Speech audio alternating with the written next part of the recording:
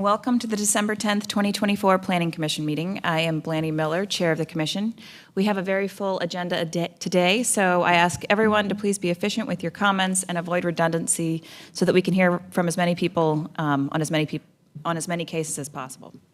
We start every meeting with an opportunity for the public to comment on an item not contained on the agenda. Are there any members of the public who'd like to speak on an item not on the agenda today? And seeing none, we'll move on to consent. There's one item, rezoning case Z7022 at Glenwood Avenue. The Commission, this is a case from 2022, and the Commission has already requested and City Council has already granted two 90-day extensions. The first was in June and the second was in October. At our November meeting, we deferred discussion on this case until our December 10th regular meeting today. But at this time, we understand the applicant is still actively working with and perhaps awaiting feedback from the neighbors. So the recommended action is to request a third 90-day extension from Council. Is the applicant here and could provide additional detail? Yes, good morning, members of the Planning Commission. Isabel Maddox here on behalf of Glenwood Lane project. We are working on this. I know it's taking forever. We're going back. We have some, covenant issues and some zoning conditions. We did tender some zoning conditions back in the summer. We actually had last Friday a substantive conversation about those with the HOA lawyer. And so I feel like we are making progress. We do need more time. I apologize for the lengthy delays. Thank you. Do you have an anticipated time when you think this might be ready? Our goal that we discussed last week was let's try to get this on the second January meeting for substantive discussion. Okay. I will say we've already granted two 90-day extensions, and this case is from 2022. If the applicant and the neighbors could try to work diligently to make that January date happen, I think that is the appetite of staff and the Commission as well. We will do our best. Thank you. Thank you. Were there any comments from the Planning Commissioners? I'd like to ask staff if there's, what are the costs to staff on dragging these kind of cases out? Like for continuing these cases, what are the downsides? I would say mostly it's repeated data entry. So every time this shows up on your agenda, it gets entered into the system and routed through 3 or 4 people for review. That's a relatively small burden to get the request right before you make a recommendation and also before it gets in front of council. The other piece is that with the extensions that are, then it goes in front of, again, it goes in the system in front of council. So mostly data entry, which, if all the cases were like this, it would kill us. It would break us. But there can be a few like this. Follow up, could you remind me what the rules are with the state law that sets the timers for zoning requests? Is that on the city or is that on the applicant? 160D says that if a planning commission does not make a recommendation within 30 days, city council is free from the obligation to receive recommendation from the planning commission, okay? We, by ordinance, have expanded that planning commission review time. Thank you, that's all. Thank you. I think we're all interested in seeing this come back fully cooked and as efficiently as possible. So if we're looking at the second meeting in January, that would be January 28th. So I can make a motion to recommend, so I will move to approve the consent agenda as it is, and I'll leave that, and to hear if I have a second. Second. Any further discussion? All those in favor? Any opposed? That passes unanimously. Thank you. Thank you. Do we also need to state a deferral? It's in the consent? Oh, excuse me. Okay. To January 28th or to the? I thought it said January 11th. Oh, it is. Never mind. Consent moves it to January 28th. Thank you very much. Moving on to old business, there are 2 items on the agenda today. For these items, the commission has already received a full staff presentation, applicant presentation, and heard from the public. And our focus today will be on any updates or changes to the case since our last meeting. So the first item is Z2724 at Town Drive and Triangletown Boulevard. We will now welcome Matthew Clem back to the stage and to the city for a presentation on any updates to this case. Thank you, Planning Commission. No, we do not have any updates to the case. You heard it in November for the first time, and there have been no changes to the zoning conditions. Oh, here we go.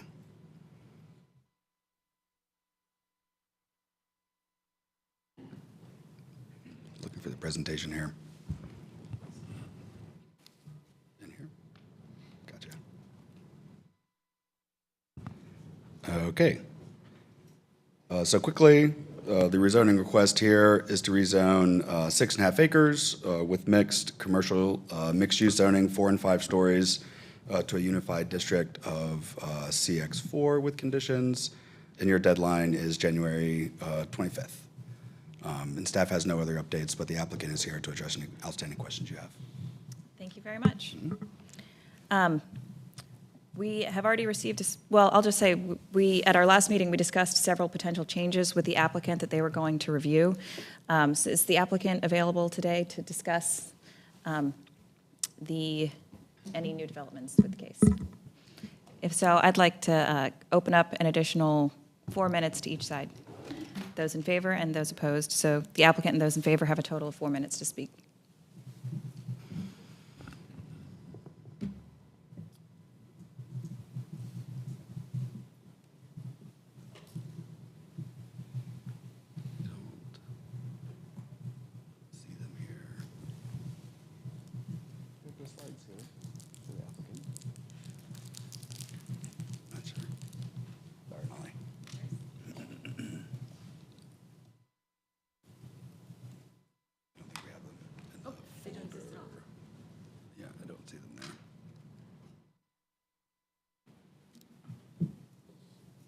Check.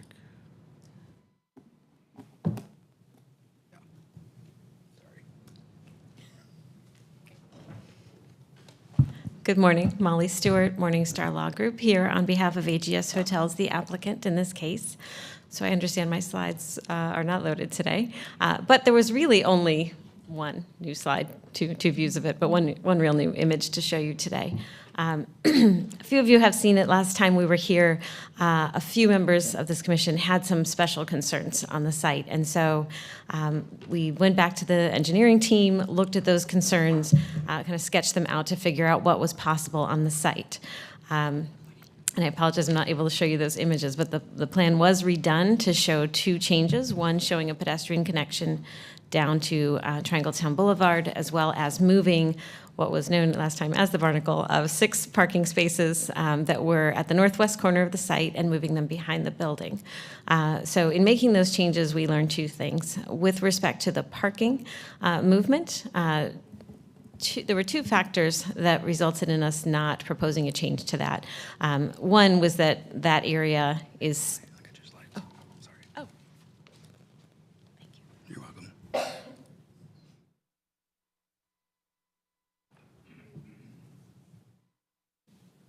There you go. Sorry. Okay, let's see.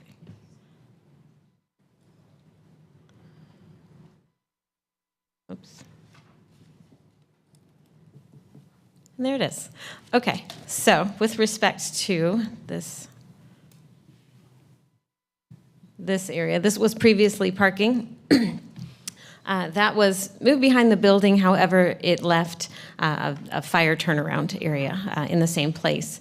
Given that the pavement is still there, a little bit reduced, and given that it is behind a 50-foot setback on both corners that will have trees, will be forested area and is not particularly visible from the street, we decided not to propose that as a change. Would still be permitted under the current zoning or the requested zoning. The other change was to provide this pedestrian access here. As you see, it was determined that it would have to be ADA compliant, and that requires a certain limitation on slope.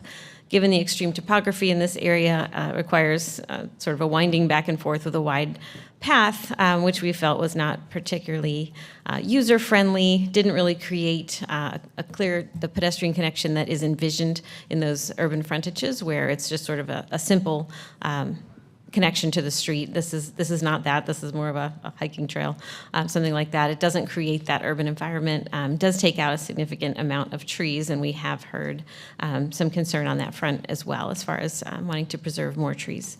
So for those reasons, we have not proposed changes to the zoning conditions here, and I'm available for any questions. Thank you very much. Thank you. Are there any other members of the public who would like to speak in favor of the project? Then moving on to the opposition, we have those opposed have a total of 4 minutes to speak. And seeing none, we can bring it back to the table. Open up questions and comments. Commissioner Fox. No, I was going to thank the applicant. I appreciate the work that was done just investigating those 2 particular features, and I acknowledge some of the challenges of the site based on the topography and the buffers. So the question at hand is, which is more important, maintaining a buffer or allowing that pedestrian connection? I'm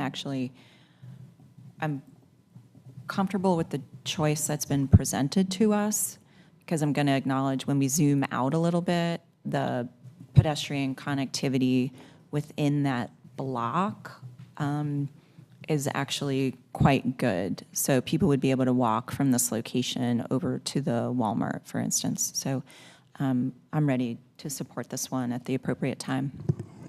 Thank you. Commissioner Otwell. She said everything that I was going to say, so thank you. Thank you. Any other comments? Then I'll entertain a motion. Yes, Commissioner Fox. In regards to case Z27-2024, I move to recommend adoption of the proposed consistency statement dated December 10th, 2024, contained in the agenda materials, and to recommend approval of the zoning amendment. Thank you. Do we have a second? Second. Motion is second. Any further discussion? All those in favor? Any opposed? That passes unanimously. Thank you very much. Thank you. Moving on to our next item, D2, rezoning case Z3324 at 2601 Vanderbilt Avenue. We will turn to Matthew Burns for a presentation on any updates on this case since our last meeting.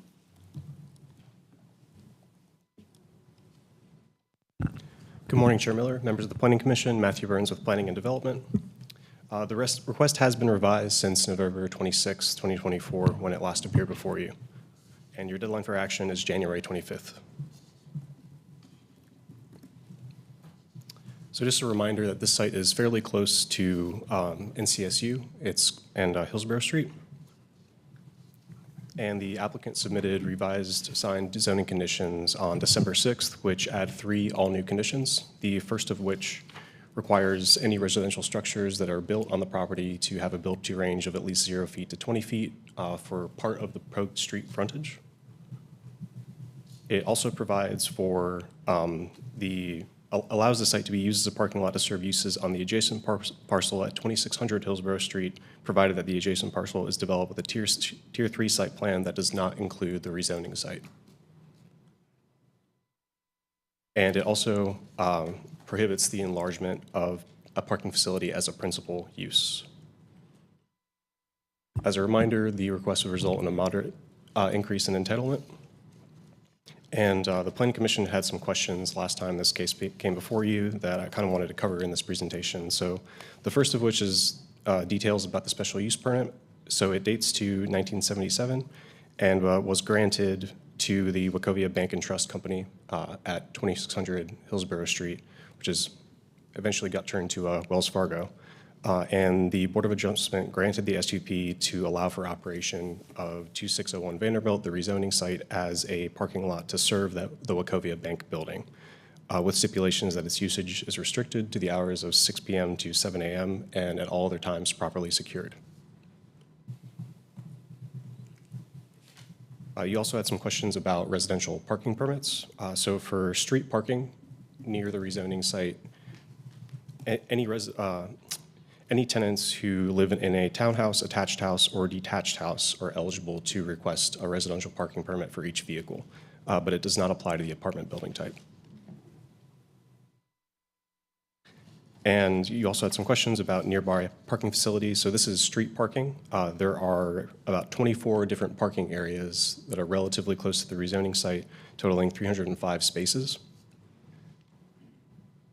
And larger facilities, there are about 29 parking areas that include some decks and lots near the Hillsborough Street and NCSU area. So the types of permits and the type of parking on this map kind of vary by location, include short-term rentals, long-term rentals, resident parking, and lots and decks associated with the university. As a reminder, the request is inconsistent with the future land use map, but consistent with the comprehensive plan overall. And consistent policies are related to compact development, student-oriented housing, and the impacts of commercial development. And the inconsistent policies are the future land use map and frontage. So if this were approved, it would result in an amendment to the future land use map from low-scale residential to office and residential mixed use. So it would look like this. And your deadline for action is January 25th, 2025, and let me know if you have any questions. Thank you very much. So we've already heard from the applicant and from the public, but just so I can get a sense, by show of hands, are there any other members of the public who'd like to provide comment on these updates to the case? I see 2. Is that correct? 2? In that case, I would like to grant an additional 4 minutes to each side.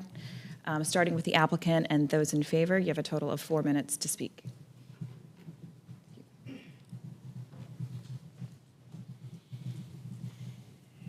Good morning, Chair Miller, members of the Planning Commission, Ashley Honeycutt-Terrazas with Parker Poe.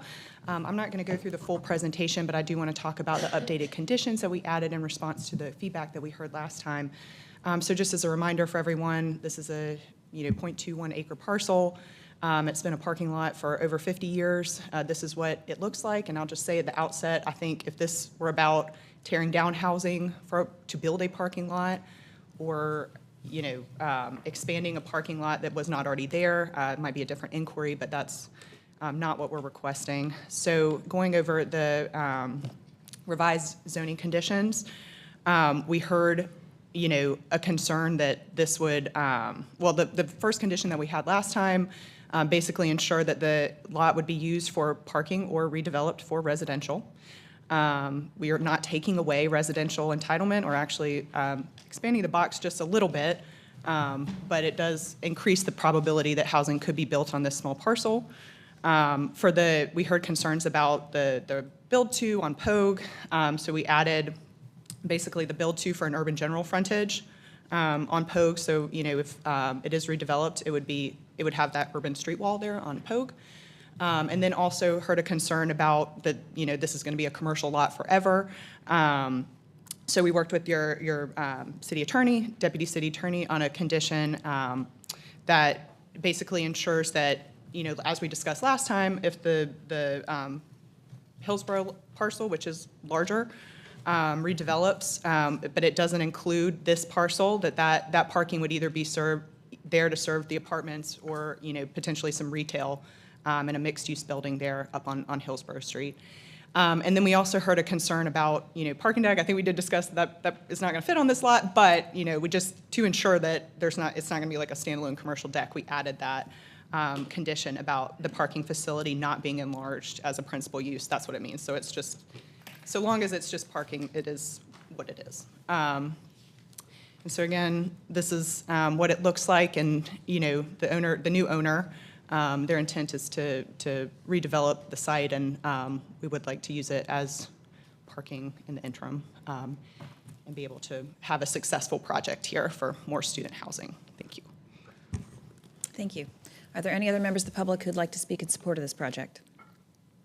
Then moving on to those opposed to this case, you'll have a total of 4 minutes to speak. Please come to the podium and introduce yourself.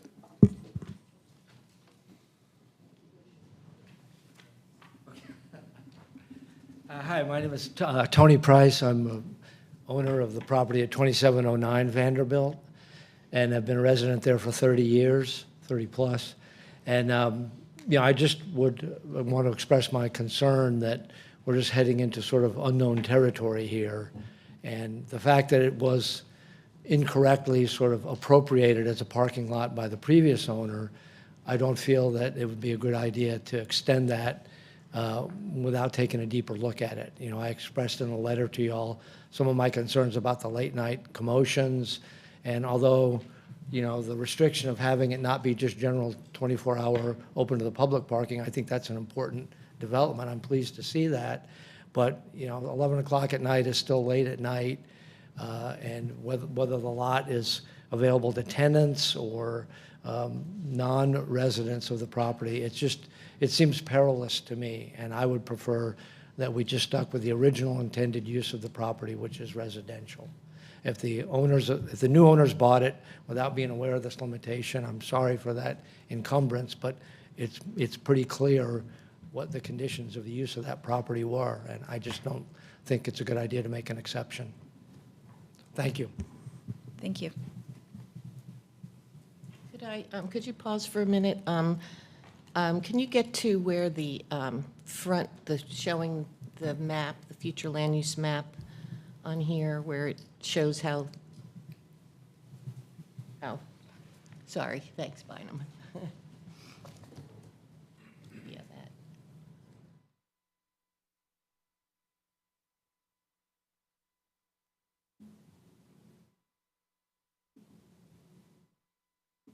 That's good. Thank you. Okay, hi, my name is Donna Bailey. Thank you for letting me speak today. This map is very clear. This is a classic example of spot zoning. This is going to be detrimental to the rest of the neighborhood. It was a mistake almost 50 years ago when this was allowed to be a parking lot, and this is no small deed, and this is now run out. There was housing there. We need housing. We want to see housing. This area is very walkable, as you saw. 24 spaces is going to be insignificant to, you saw all the other places around where you can park. This is going to be very detrimental because it's intruding into a residential area, and as you know, it's always around the edges that are the most stressed. This is going to have the policies are very clear. This is against residential, and I want to ask you all, if you had a house, would you like to live right next door to a 24/7 parking lot? If there's any kind of compromise, it should go back to what the Planning Commission, what the Board of Adjustments allowed, which is parking during the banking hours or whatever the business hours are there. That's gone. This whole thing is gone. It should revert to housing. We need housing. We need more housing. We would like to see, and with missing middle, you could put some serious housing there.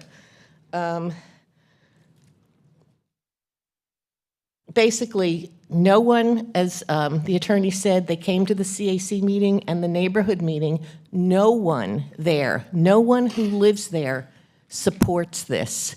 This will be a terrible precedent.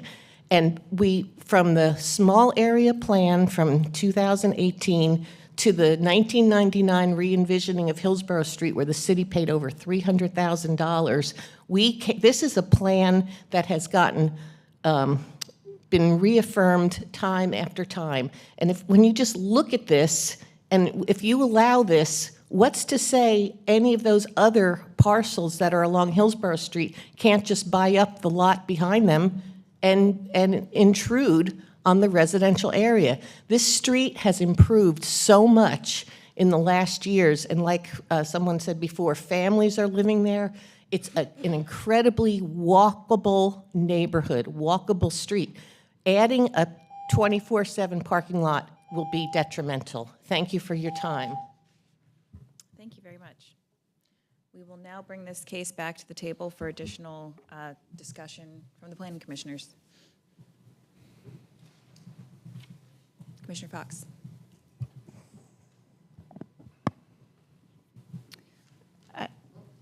I appreciate the concern about having a parking lot in a residential area. However, the nature of this one is a little bit unique in that it's been there for 50 years. So I would likely have different comments were that not the case.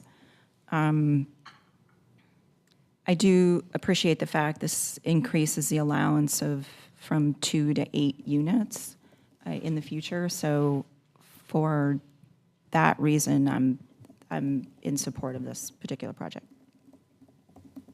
Thank you. Any other comments? Commissioner Otwell. Thank you, Chair Miller. I still have several concerns about this project. The original parking lot was built in violation of the code, and I don't think that just because it's been able to sit here for a while justifies that entitlement. If I'm perfectly open to allowing mixed use to spread from Hillsborough. I think it's worth considering. If we're going to do mixed use, it should apply the proper frontage, and we shouldn't have parking lots fronting the street. And in addition, this has been called out for special study in the Hillsborough Street area plan, and I think before allowing something that doesn't fit the current plan, we should be looking into that study. An addition of 6 extra residential units I don't think is worth the detrimental aspect of having a surface parking lot in a walkable mixed-use area. And I'm also concerned about the neighborhood's concerns. I think they have some justified points about how the parking lot is going to be used. If this request is granted, and hopefully staff will correct me if I'm wrong, the intention now is to have the site developed as on Hillsborough Street and use the parking lot strictly for the use of that development. If that does not occur, the zoning still stands and this parking lot can stay as a commercial use. And I will be voting against this. Thank you. Any other comments? I share Commissioner Otwell's concerns with it. I definitely support this changing to mixed use and hope to see it developed mixed use, but the way this is set up to possibly have a parking lot there beyond that time, I don't support, and the neighborhood's concerns I think are valid. I also worry about the precedent it sets for the Hillsborough Street zone. Thank you. Thank you. I have a question for staff. We had asked and you provided a map of the other parking facilities in the area. Would you mind pulling that up? I have some questions about that.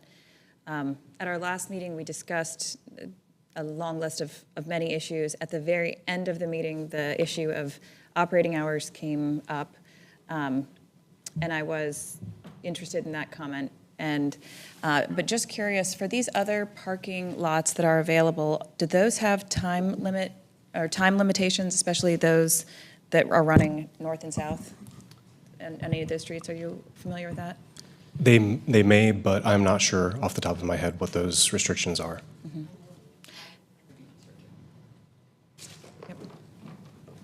There are not timing restrictions. The parking, street parking on Pogue Street, which is, 15 feet away from this parking lot, there's parking allowed there 24 hours a day. It's paid between 8 a.m. and 8 p.m. during the week.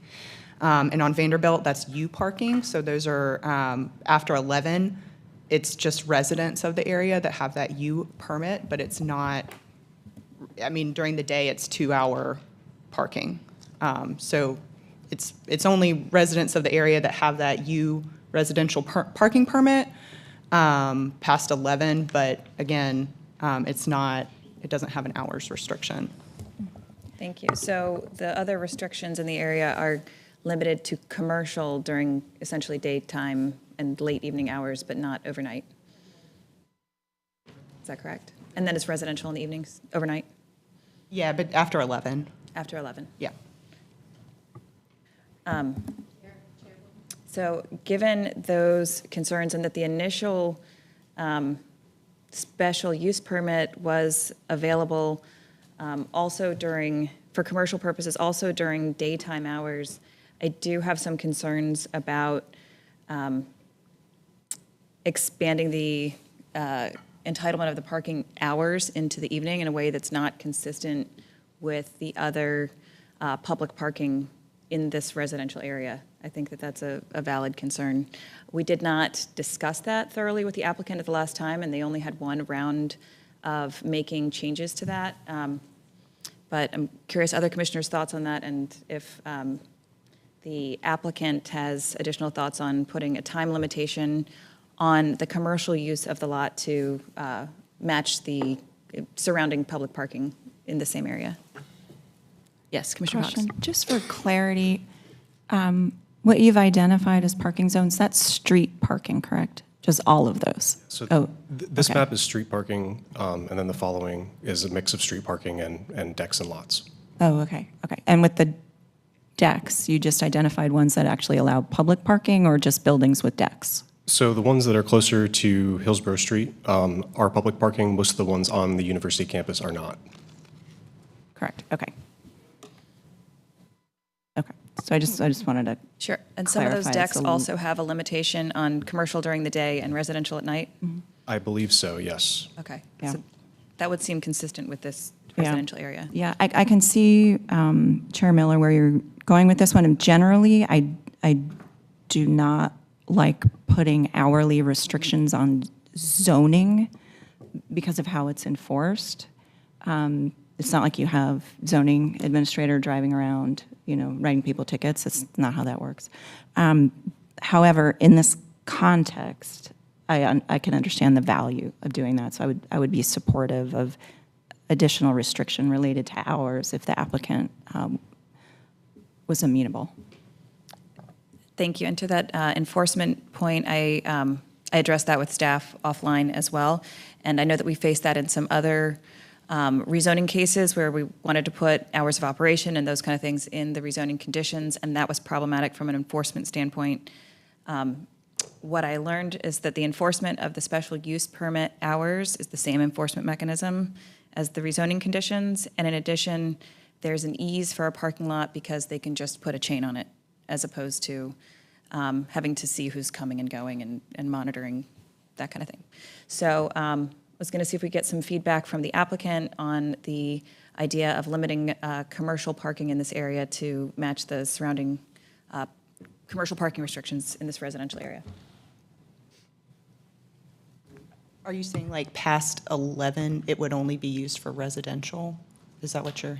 Well, yes, and Okay. right now, there's not a residential use for it, I believe, so. Sure. Okay, hold on. Yeah, just a second. Thank you. I know we didn't get a chance to discuss that fully last time.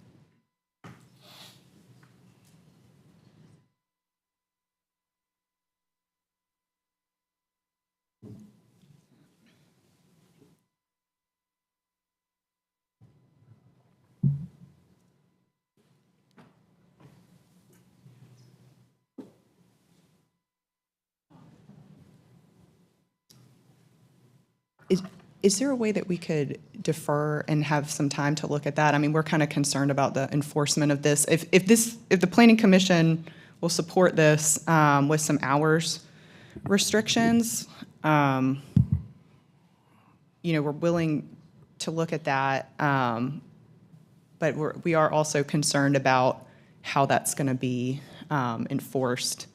Like, are we going to have to tow people after 11, things like that? Sure. So at this point, as the applicant, you've already made one round of conditions, so we're not Exactly. allowed to make any additional changes. Sure. Or Or you if the can make a- applicant is willing to look at that option at this point, probably the only thing we could do as a planning commission is either vote it with no recommendation and provide that reason why. We could vote it with a positive recommendation and include a narrative recommendation to council that they put hours, Look at limitations on hours hours. restrictions, yeah. Or we could vote to deny and say that the reason is because we wanted to see hours limitations on that case. So I'm not sure that that would substantively change, sort of from a timing standpoint, on deferring the case. Right. The outcome. Right, Okay. right. So if the Planning Commission supports it and wants us to take an extra look at, hours restrictions, I mean, we just want to look at the enforcement and understand the implications of that, especially if, in the redevelopment scenario. Sure. So if that's the recommendation, we're willing to take a look at that, if you're willing to support it, and that's the only thing in the way. Thank you. I wanted to thank you as well. You addressed all of the issues that we brought up last time, so this is a new one. Yep. That we're bringing to you now that it's too late to make any changes. So thanks for your patience with the process. Other thoughts from commissioners on on that issue or how they might like to see this proceed? Yes, Commissioner Otwell. Thank you, Chair Miller. I have a question for staff. For the past 50 years, how has enforcement been handled on this parking lot for the no nighttime parking rule? Do we know that? I think that's a better question for the applicant, how they've been managing their property. Okay. I was more interested in how it has been done. I believe there's a gate. Yeah. So is it on them to make sure that it's closed? And if they forget to leave it open, is there a penalty? As far as penalty, I'm not sure. They would probably get a code enforcement complaint, but there is a stipulation in the SUP that calls for securing the lot at night. So after 7 p.m., a chain or a gate, that was one of the things that was discussed at that 1977 BOA meeting. Thank you. Other thoughts? So how would we like to proceed? I just wanted to say quickly, I appreciate the neighbors' concerns about the hours. Me personally, the hours are not my concern here. I think, NC State, any college, people are going to the library late. NC State's full of nightlife. If there's a lack of parking, people do need to use late night parking. I don't personally think there's a lack of parking in this area. My concerns are more about the precedent it sets, having a paid parking lot on a residential street, less so than the hours. So that would not, the hours being enforced wouldn't personally change my vote on this, just to throw that out there. Thank you. I'm not influenced by the hours at all. I'm honestly generally for the case. It's fine. I know that the applicant has worked hard to get here and with compromises. The hours is not a point for me. Thank you. So in that case, you would support the project as is? Correct. Thank you. Yes. Yeah, I appreciate the applicant's additional conditions, and I have been struggling with this one for a little bit, but I do agree with Commissioner Fox's point that this has been there for 50 years. It's a special use permit. Correct me if I'm wrong, but the owner can just take this and keep it as is, a special use permit indefinitely, is that correct? Without going to this? What's tricky about it now is the 2600 Hillsborough Street site is no longer used as a bank. So I think it's a little bit of a nebulous area as far as how it serves the use on an adjacent property that no longer serves that use. No longer has a bank building and is also currently used as a parking lot. So as far as I remember from our discussions, really it's just the owners, or the applicant team who can park there as it currently is. Okay, thank you. With the additional conditions, I would generally support this. I do have reservations about setting precedent, as other commissioners have pointed out, but in this case, I think the additional residential units and the additional conditions that were added, I would support. So you're supportive of this case as is without a restriction on the hours? That's correct. Okay, thank you. Commissioner Otwell, anything to add? I appreciate the work the applicant has done, and I realize the effort that has gone into this and the complexity of the case. I think this is a very important area for walkability and for urban form in the city, and one of the most walkable areas in the city, one of the areas that's most used for pedestrian access and bicycle access. Student housing is in less need of parking than other uses are, and I'm not going to support this regardless of the hours. Okay, thank you. In that case, I think it sounds like we might be ready to make a motion to approve the case. It'll be a split vote.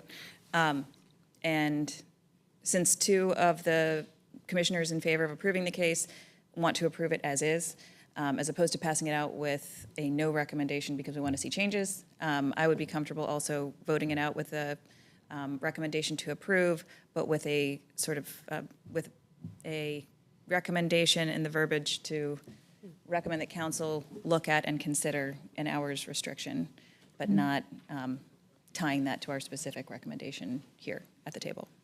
So that would okay? just merely be added after the vote as a note. Is that correct? It would be added after the motion or as part of the motion, Mr. York?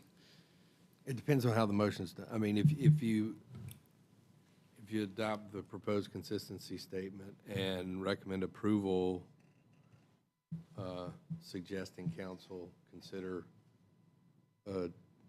hours of operation condition, then it's that way. You can make the recommendation like you normally do, and then have a second vote on an additional request from council or additional recommendation from council. So you have a recommendation on the zoning, then you have a second vote with a recommendation that council consider the hours of operation condition, if that makes sense. You can do it either way. Just depends on who's making the motion and how they want to make it. Sure. I'm inclined to make the former, if that's okay with you guys, or would you rather see them separated? I like the idea of separating. Separating them? Okay. Would someone like to make a motion to approve and adopt the consistency statement?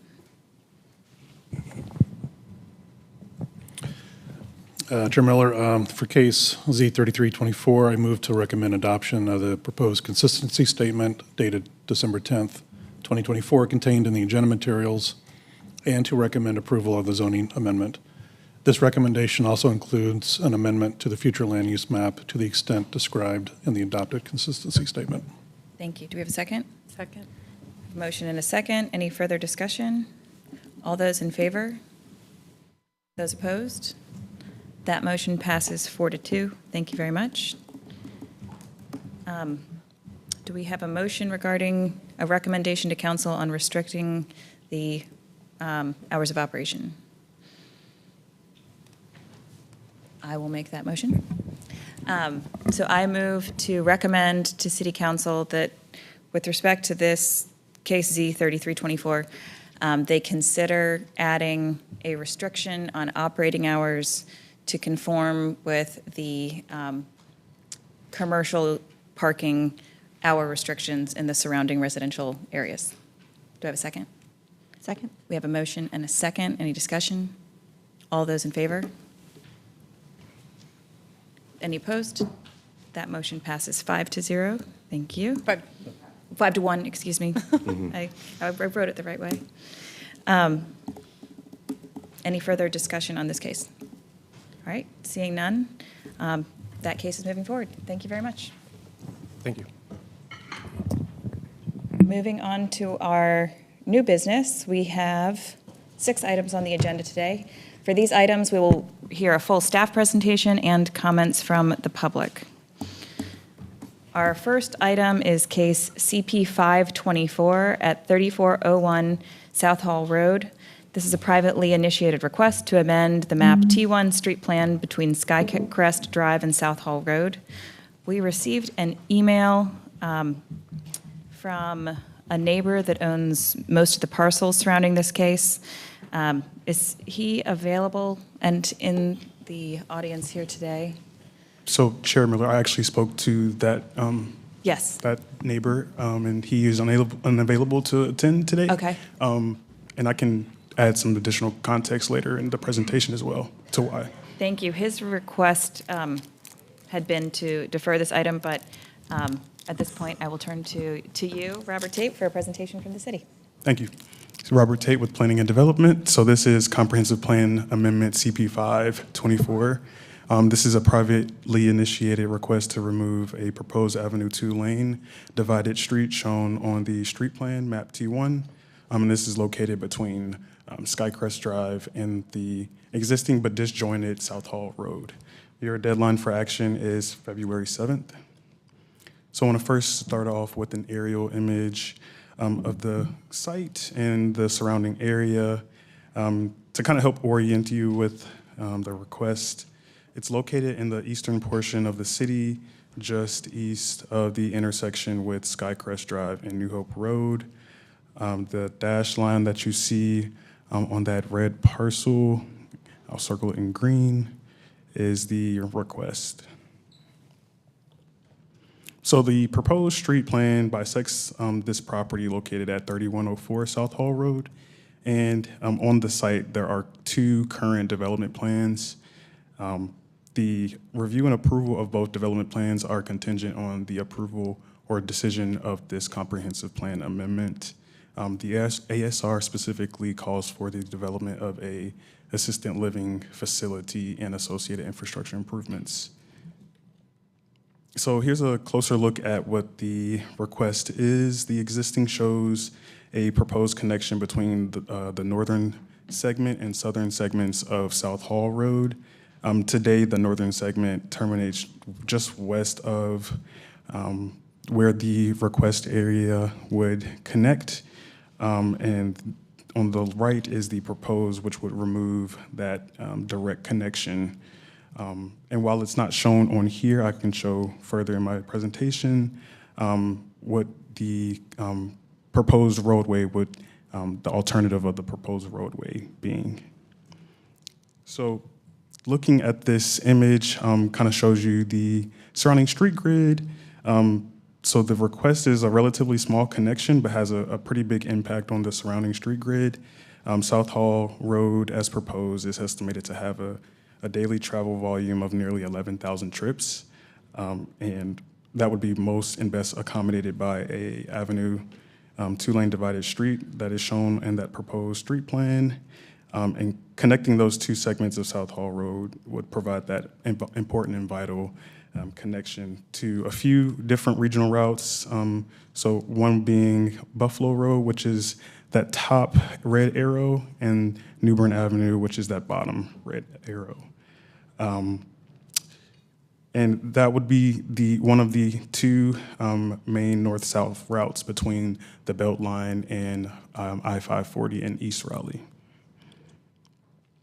So currently, the applicant has worked on an alternative to extending South Hall Road, which would essentially extend it 3/4 into the property at 3104 South Hall and create a T intersection extending Castlin Drive from the east of the site, creating that T intersection.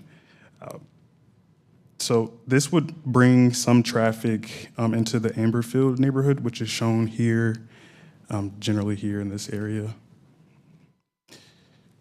And later, if the properties to the west, shown in that highlighted green, were to be developed, it would also bring traffic through there, connecting back to South Hall Road. So generally, as proposed, there are no consistent policies with the request. However, a handful of inconsistent policies that just shed light on the gap that would be created in the street grid, and then also the integration of travel modes.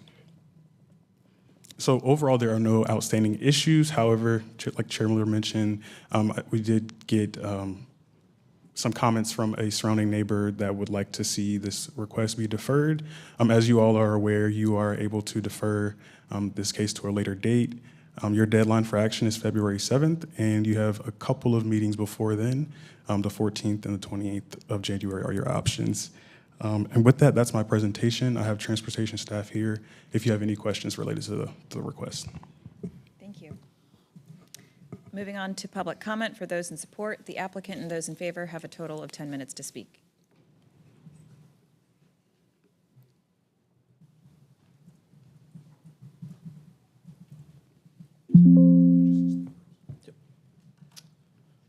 Good morning, I'm Charlie Townsend, Land Development Team Leader with VHB. Our office is 940 Main Campus, Drive, Suite 500, Raleigh 27606. I'm here on behalf of the applicant, Caroline, who develops assisted living. We are here today talking about a unique request as well as unique conditions that surround what we've seen. We always hear that certain sites in Raleigh haven't been developed for a reason. We actually have a development that we can partially make the connection. We do understand that it doesn't meet the overall intent, but hopefully by today's presentation, we can articulate the considerations that we're making, as well as hopefully avoid unnecessary environmental impacts. So as we've already seen, the site location at 3104 South Hall Road. This is that Avenue 2-lane divided proposed, going through north-south, connecting, kind of ironically, South Hall to South Hall. And so I opened it with, there's a lot of environmental conditions. ECS did an environmental assessment out there, and they've identified this corner of the site, not only with wetland features, but also a buffered stream feature. We also have a plat later on that shows a 100-year floodplain that really goes through right where that existing right-of-way is. So these are views of the existing stream, the existing wetlands. This is all in that upper north corner of the parcel here.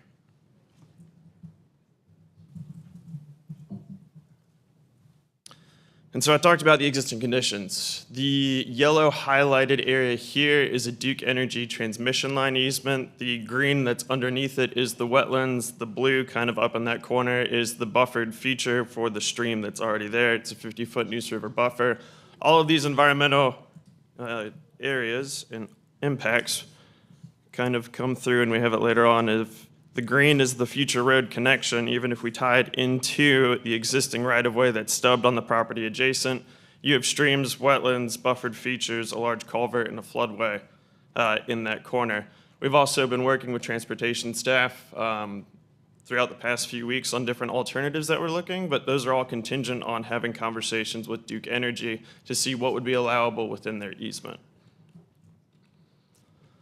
So South Hall Road in its current existing condition, this is South Hall Road facing west. So that proposed road connection, if it were to be built as per the comp plan, would come through and tee in here, causing the relocation of multiple power poles, impacting the environmental features as we've already noticed, or already noted. And then additionally, it's of our opinion that it would create a dangerous sight distance at that intersection and that continuation. This is South Hall Road facing east. And so here, similarly, you would be coming around this bend, which would come through, and you cannot see the existing roads beyond that easement.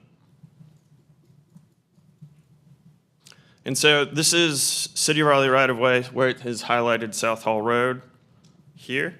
This has already been dedicated with the development of the neighborhood adjacent, the Amberfield development.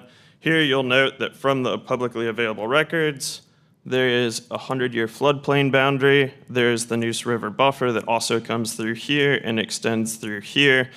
While the buffers in the floodplain or the floodway aren't shown within the right-of-way, it's under our belief right now that currently the buffered features and that floodplain do extend within that publicly dedicated right-of-way.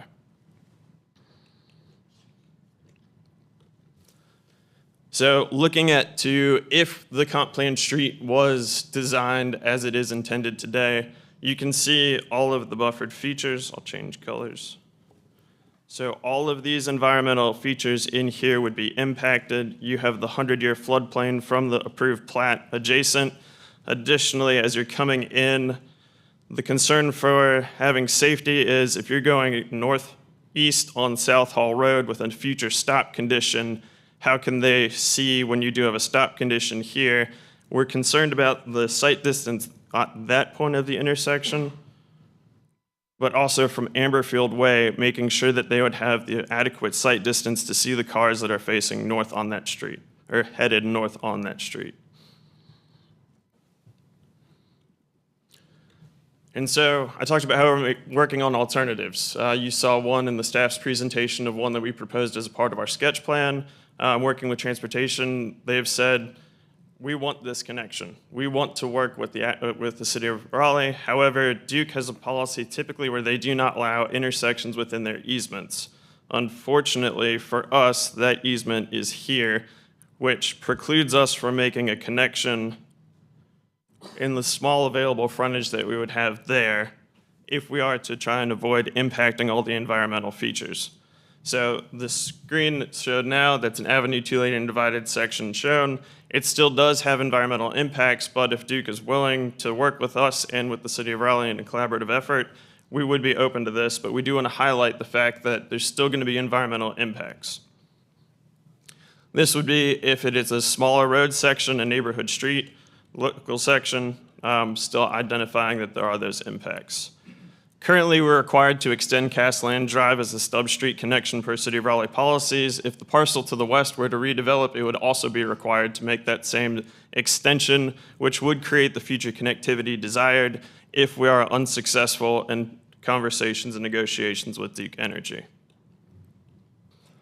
So, our request amendment is to remove the Avenue 2-lane divided street. We want to extend Castland Drive for the future road connection to South Hall Road as mentioned, extend South Hall Road from Skycrest Drive to Castland Drive, and what's not shown on the plan is another connection point from the Amberfield development would be extending Donbrook Drive to Skycrest Drive, increasing connectivity. Our goal here is to minimize environmental impacts. This avoids impacts to streams, wetlands, and the floodplain, avoids steep slopes. And with our senior listed facility proposed, as well as the single family adjacent, we wanted to be more respectful of that general context, all being low volume uses. Won't go through all of these points. However, we want to highlight a few things.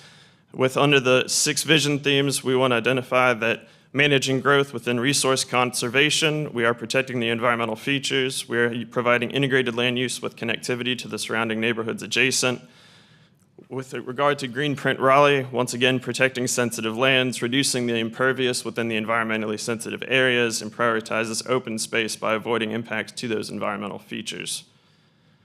With regards to recording land use and transportation, mixed-use avenue creates access abutting commercial and mixed-use land uses as well as higher density residences. That's much more of a community mixed use. Our proposed context for our future development is a senior assisted living facility abutting low-scale residential. When it comes to growing successful neighborhoods, we want to make sure that we create areas that are sensitive for low traffic volumes, and we want to expand housing choices. So this is introducing assisted living to an area with a few other alternatives. As we look at the future land use for the entire surrounding area, it is public parks and open space, rural residential, and moderate scale residential. Our proposed senior assisted living facility also is a low volume use. And with that, I'll invite Marcos. Good morning, Commission. My name is Marcos Vidal. I'm with Carolina Assisted Living. This slide is really to provide you a little more context on the proposed project. So we are licensed assisted living, and the context of this pocket in Raleigh is to show how this is a need-based project. There's only one other licensed facility in a 2.5-mile radius. That's Spring Arbor of Raleigh. It was built 23 years ago. You all know that the city of Raleigh is one of the fastest growing cities in the country, and that is exceptionally true for the senior population. This pocket of Raleigh has a 26% growth rate over the next 5 years for seniors age 75 and older. And one of the metrics we use to measure demand is the Alzheimer's Association produces a facts and figures report. The 2024 report states that 11% of Americans aged 65 and older have dementia. So extrapolating that to this pocket, you can expect that about 750 seniors are afflicted with dementia. There's only 80 beds in this radius of Raleigh. So there hasn't been enough supply to provide care for the frail elderly here. One thing to point out is that this is zoned for our use, so this is not a rezoning, but it is a underserved area of the city. This is a little bit about us. We have a couple communities in the area. Fuquay Arena being our newest one. This is what it looks like, and this is what we would be, this represents what we would be building at the proposed site. That's our signage. And that is all. Thank you very much.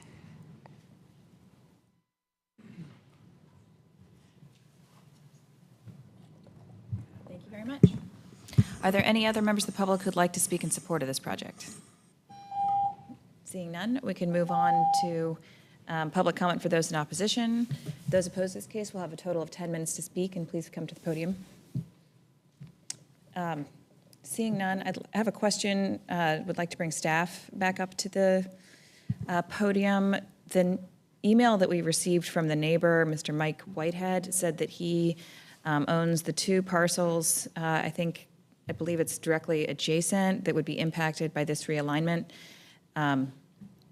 and wanted an opportunity to look at those and provide feedback.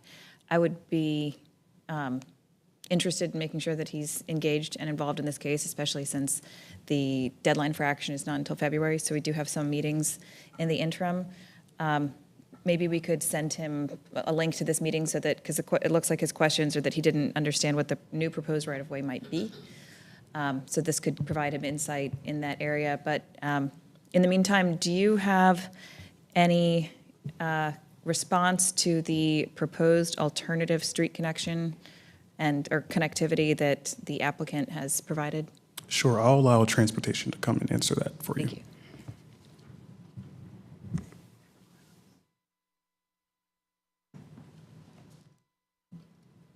Good morning, Margaret Tortala, Transportation. Just a point of clarification, are you asking about the alternative where there's a tie-in or the one they showed in the Duke easement? They showed a couple different, I guess maybe.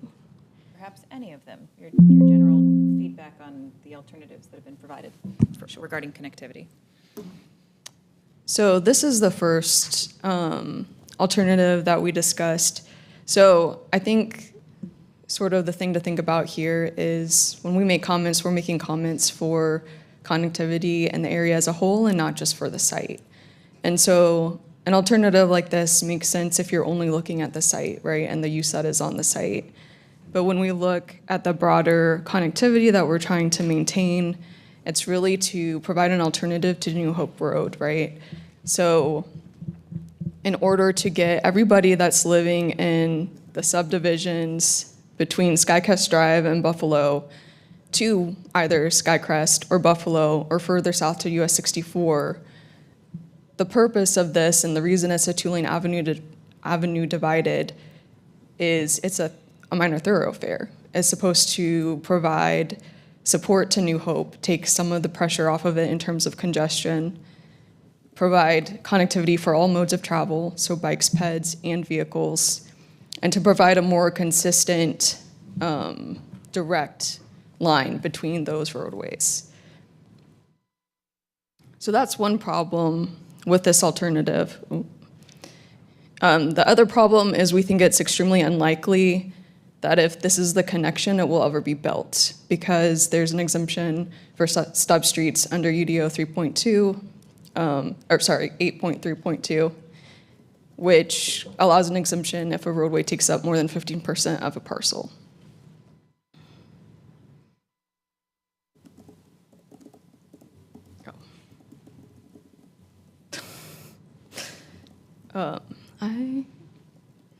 Let's see.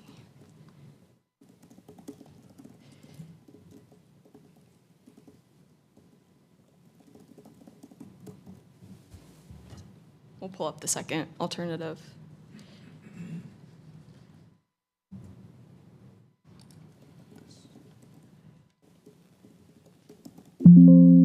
Thank you. So like the applicant mentioned, we have talked about another alternative, and sort of the conversation around that is ongoing. So as they mentioned, there's the Duke easement here. We have reached out to Duke and have a meeting set up for, I think later this week, maybe next week, to talk with them. We're open to exploring alternatives other than exactly what's shown in the comprehensive plan, and we just feel like additional time to try to work through some of that would be helpful. Thank you.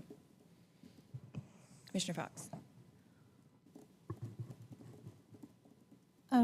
What would be the next step if the response from Duke is, no, that's not allowed? I'm a little bit asking you to have a crystal ball, so I apologize. Yeah. At that point, I'm guessing that the city would look at an additional set of alternatives on a regional scale. Yeah, so, well, I think it sort of depends on whether this comprehensive plan was approved as well.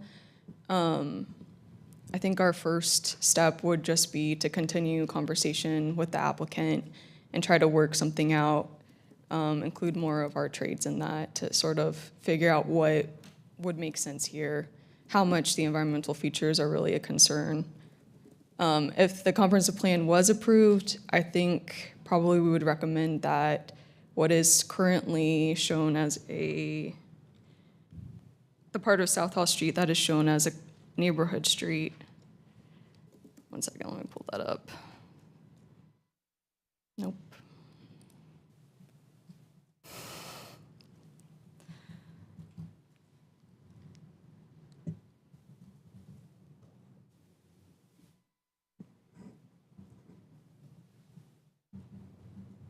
Oh.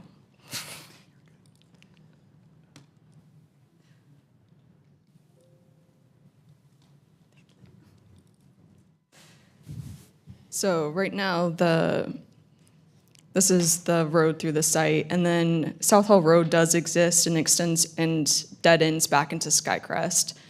It's a three-way there. There's not a continuation. So currently, that's a neighborhood street, or designated neighborhood street, so we would probably recommend that if council approves the comprehensive plan amendment, they redesignate the neighborhood street into a two-lane avenue divided. That does mean that there wouldn't be a consistent or direct connection. You would have to, if you're traveling north to south, either way really, and are trying to go north to south, you would kind of have to do a little jog over, right? And currently, South Hall Road is not built out to a two-lane avenue divided cross-section, and so when that would happen is another question. I'd also like to clarify, so that 11,000 vehicles per day that Robert mentioned on South Hall Road, so that's the projected average daily trip number from the 2050 Campo MTP plan. We did talk to them. That assumes that all the other improvements that we've proposed have been put in place. So that would include the extension of Skycrest Drive out to 540. So if those projects have not been built, then it will not necessarily be 11,000. I would assume it would be higher than that. So just wanted to make that clarification as well. One more question, if I might. So if you continue with the conversations with Duke and that intrusion into their easement is permissible, does that still necessitate the comprehensive plan amendment, or is that within staff's? That would not require an amendment. Okay. Then I would, personally, I'd be interested in deferring until those conversations are completed. Thank you. I am also in favor of that, and that would also give us time for the neighbor to review and participate as well. Any further discussion before we defer? Yes, Commissioner Raines, starting first. quick question for traffic staff. So the alternates that are looking at, is that strictly a neighborhood road cutting through the site, or are they amenable to keeping it as a two-lane divided? I'll let the applicant respond to that. This is showing a neighborhood local cross-section on the proposed, but I'll let them speak to that. Yes, thank you. So this isn't our latest plan that was submitted as a part of our subdivision or our ASR case, but given the fact that we're connecting Castland, which is a neighborhood street, you have a neighborhood street here. Through here, we were proposing that if the comp plan amendment were to proceed, removing the Avenue 2-lane divided, we were looking at doing a similar street of the neighborhood street coming through here. So it'd be all three of the same street typology. Another thing I would like just to make clear, the property's boundary line is here. So if the comp plan amendment and the Duke discussions go or don't continue to proceed, we would only be required to stub the road there, and it would be on the city of Raleigh to build the rest of the road within those environmental features. So we're here to work. We understand there's a lot of nuances with it. We appreciate your time and consideration. Follow up on that, on the Duke alternate, it would be the same neighborhood road? Yes. Okay, thanks. One other question for, I think, staff. The applicant mentioned several environmental issues, including wetlands and floodplains. The city would the city make sure that they follow all the requirements when they build that road out? That's right. Under the UDO, they will be required, and I think stormwater staff is also here, can provide some clarity. So there's no concerns with the current road dash line location? I think it's more nuanced than that, of course, we want to see environmental features protected, but we always have to balance that with other needs. And so in the comp plan, the decision was made to have transportation in that location. And so we don't, while there are environmental features, we don't have evidence that these are unique as compared to other environmental features. And there is routinely road crossings approved through stream buffers and in floodplains. Great, thank you. I agree with Commissioner Fox to allow some time to have the applicant work with Duke and neighbors on their comments and recommended deferral. Thank you. Commissioner Otwell. Thank you, Chair Miller. I join my fellow commissioners in wanting to see a deferral and see some of these issues worked out with a little more clarity before making a decision. I'd also like to explore the possibility that if we recommend approval of this amendment, that we also look at removing that little stub, if that's possible, as part of our recommendation on the northeast side, so that it doesn't remain as a hindrance to further development on that site. Thank you. Any further discussion? Then with that, we could defer this. The deadline for action, it looks like it's actually on March 10th. So we could defer this case to, the next cases would be the first or second meeting in January. Is there any stated preference from staff or the applicant regarding those two meetings? We would prefer the first meeting in January as possible. Okay. Staff, do we think that would provide enough time to meet with Duke and chase down these other issues?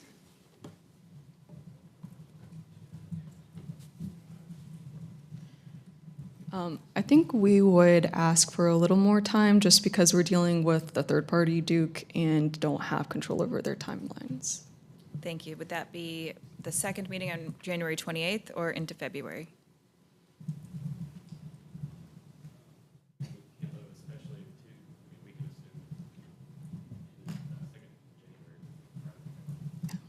We'll work towards the second meeting in January. Thank you. In that case, I will make a motion to defer action on this case until our January 28th meeting in order to provide staff and the applicant and the neighbors additional time to review and make additional considerations. Do I have a second? Second. All those, any discussion? All those in favor? Any opposed? That passes unanimously, 6-0. Thank you. I'll also note, if this case is not ready at that time, we can always come back and defer it at that meeting as well, to a future meeting, given the deadline for action is in March. Thank you. Okay. Defer to June. Okay. Moving on to our next item. E2, rezoning case Z424 at 5009 Lewisburg Road. This case is to change approximately 20.71 acres from R10 to R7 to RX7 with conditions. And we will turn to Robert Tate for a presentation from City Planning staff. This is, like you mentioned, rezoning request Z424 for the property at 5009 Lewisburg Road. The request is to rezone almost 21 acres from residential 10 to residential mixed use 7 stories with conditions. Your deadline for action is February 8th. Zoning in the surrounding area is predominantly residential. There are, however, some mixed use zoning districts along the northbound side of Lewisburg Road. Some surrounding land uses largely entail a mix of residential, medium scale, moderate scale, low scale. This green feature and line that you see on the screen is the Beaver Dam Creek Greenway Corridor, which I'll get into a little bit more in this presentation. So here's a closer look at the site and the surrounding neighborhoods. And here's a street level view. The first on the top right looks directly into the site from the southbound of Lewisburg Road, and the second on the bottom right, excuse me, on the bottom right is looking a little further north on the site into 5009 Lewisburg. So there are a handful of conditions proposed by the applicant. The first would prohibit various uses. The second would limit residential uses to no more than 700 units. The next caps building height to no more than 6 stories and 90 feet. The next would establish essentially a 25-foot protective yard along the Lewisburg Road frontage. There is a condition that would dedicate at least 3.5% of total developed units for households earning no more than 80% of the AMI for at least 10 years. A sixth condition that would require construction of a paved multi-use path. So that would be along the Beaver Dam Creek Greenway Corridor. And it's described in a separate but associated development agreement that I'll get into a little bit more. And the last condition would require a fence along the northern and eastern property lines. So a little bit more about that development agreement. So the applicant will be required to construct that segment of the greenway on behalf of the city before they receive their 50th CO. And the applicant will also construct intersection improvements at Lewisburg Road on behalf of the city. And the total cost will be split between both the developer and the city. And city funding will come from various outlets. I have some staff here as well that's been working on the development agreement if you have any specific questions. While the Planning Commission doesn't provide any action on the development agreement itself, I just wanted to share this and provide some high-level information for you all so you're aware, since it is tied to the zoning in the form of a condition. Final agreement will be determined and decided on by City Council in the future. So here is a sketch to kind of help visualize what that would look like. And I'll show you in red because it may be a little bit better, but it would start here at Lewisburg Road on city-owned property and then venture onto 5009 Lewisburg and kind of follow the creek like this. That's good. And then travel back onto city property and connect to Wallingford Road just north of the site. So the change in the request, so going from R10 to RX7 with conditions would increase the maximum units allowed, and it's capped by that zoning condition, so 700 units. And because it's a residential mixed-use zoning district, they would be entitled to some small-scale commercial uses at the intersection of 2 public streets. So that is available to them. Overall, the site has a lower walk score than average, relatively comparable transit score than average, and a lower bike score than average. However, a higher transportation cost index, so transportation costs are cheaper, and also have a higher job proximity than the citywide average. So speaking of transit, so this site does have nearby bus service, but however is not within walking distance. I believe the nearest bus stop is just shy of a mile away to the north and west along New Hope Road. So this would add to the housing supply and does include subsidized units, would continue to permit a variety of housing types, smaller units, and smaller lots, and like I previously mentioned, not within walking distance of transit. Residents within the area are more likely to be racial minorities and also more likely to be low income. And overall, since 2016, rents have increased, just like in the city, but it's slightly a little bit quicker. So the requested zoning is inconsistent with the future land use map designation of medium scale residential. This designation and other height guidance for this site specifically would recommend 3 stories, and here the applicant has proposed 6 stories with that condition. It is also inconsistent with the urban form map. The request does offer a condition that would mimic some of the features of a parkway corridor, but however, this request does not include a zoning frontage.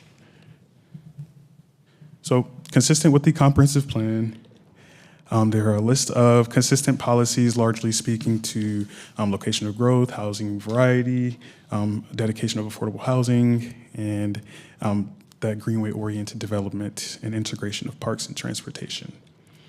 A handful or a couple of inconsistent policies, like I mentioned, future land use map designation, and then I'd just like to plug that the fire response time standards also. So there are no outstanding issues at this time. Your deadline for action is February 8th, and you have a couple of meetings in January before then, and that is my presentation. Please let me know if you have any questions.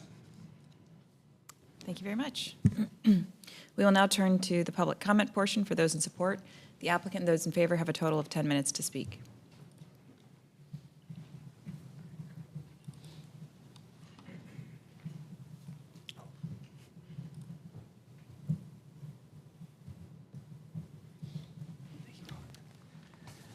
Good morning, Matthew Carpenter with Parker Poe, 301 Fayetteville Street, here this morning on behalf of the Halley Companies, the owner and developer of this site. Also with me is Eric Rifkin. Eric's the COO of North Carolina for the Halley Companies. And appreciate the intro from Robert. As he mentioned, this case is really to permit a multifamily development with market rate and affordable units. And it's involved significant collaboration with staff, and so we appreciate staff's work to help us get to this point. The site is outlined in red on your screen. It's about 21 acres. You can see there are existing single-family neighborhoods to the north and to the east, and then there are also some older apartment communities in the area. So there's really a mix of housing types now, older and newer. And what I think makes this site unique is its proximity to city-owned property. So you can see in green, adjacent to our site to the west, is the City of Raleigh-owned property where the Greenway corridor is planned. And then also south of Lewisburg, the Kyle Drive property, which is another city-owned property that's planned for a large future park there. And then in yellow is another project that Halley is working on at 5,000 Lewisburg Road. That's a multifamily development that's currently in ASR site plan review. The zoning for that site was approved in 2023. And so, when we looked at the city-owned property adjacent, the Greenway, it became apparent that this was a great opportunity to work with the city on the Greenway and trying to plan these projects cohesively rather than just as standalone zoning applications. Even though this particular hearing is just for this one application, I wanted to provide the context of how we got here.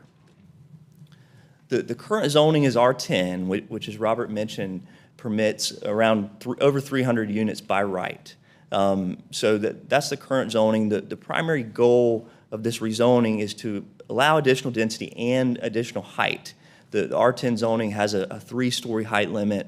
And so I think you'll find, as I get into the details of the case, what we're sort of, when you're comparing the current zoning to the proposed zoning, there are a lot of benefits in terms of conditions and the development agreement that the city is getting, as opposed to the current zoning, which would allow less density, but could be developed by right.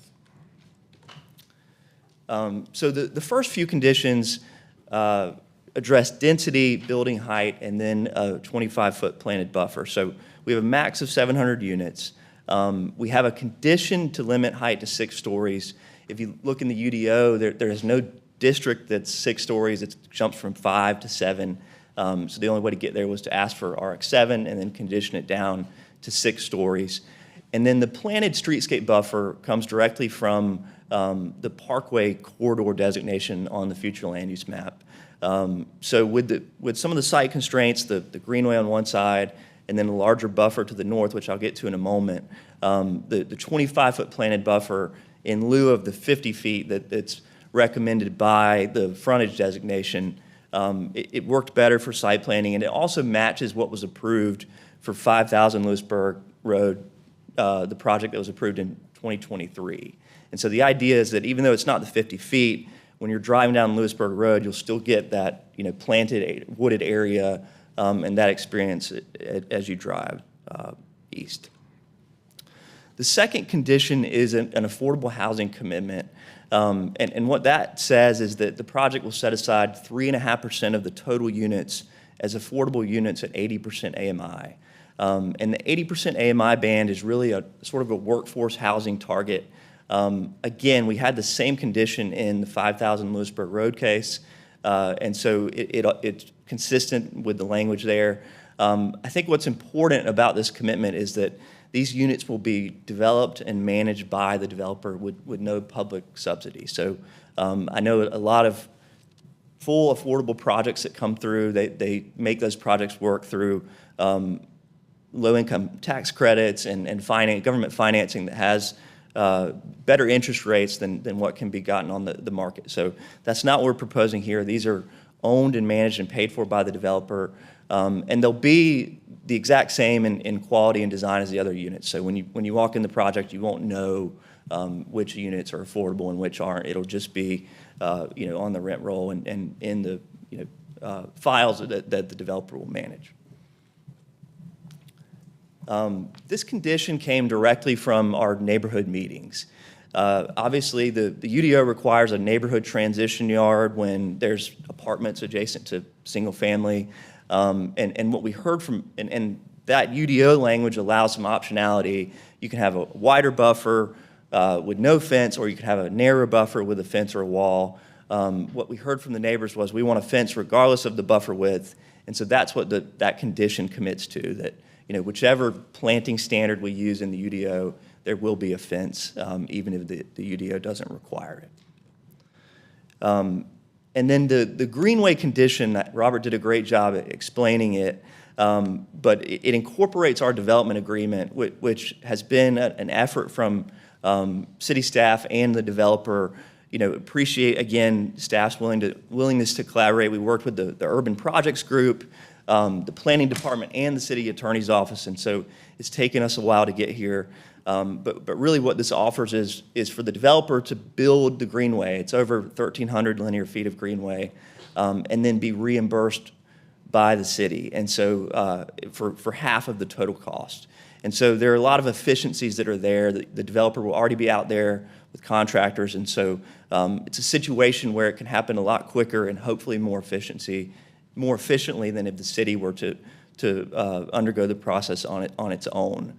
The development agreement also contemplates a pedestrian crossing on Lewisburg Road. That was a big part of our due diligence in making this commitment, was determining that we could get a stoplight at Lewisburg in the site driveway to allow a pedestrian crossing, because we felt if we couldn't get a pedestrian crossing, there was no reason to build a greenway when folks can't cross Lewisburg Road. So we did confirm that we can get that, and it is part of the development agreement. I wanted to include this slide to give you a context of the overall greenway connectivity here. The planned corridor is shown roughly in yellow. And the site, the 5,000 Lewisburg site, is again just south of Lewisburg Road there. And that case also committed to building the portion of the greenway over the property. So the idea is that when both these projects are done and Kyle Drive is developed, that there will be much better regional connectivity here, getting across Lewisburg Road and then all the way to the north to Wallingford. And so with all those conditions and the work we've done with staff, we do feel like the case is in the public interest. It increases the supply of affordable units without any public subsidy. I know in the comprehensive plan, there are a lot of policies about trying to get affordable units in other areas of the city. There've been a lot of affordable projects in Southeast Raleigh and in other areas. And so trying to get pockets of affordable housing elsewhere. Second, as I just mentioned, it ensures construction of the greenway and allows it to be done in a way that's efficient.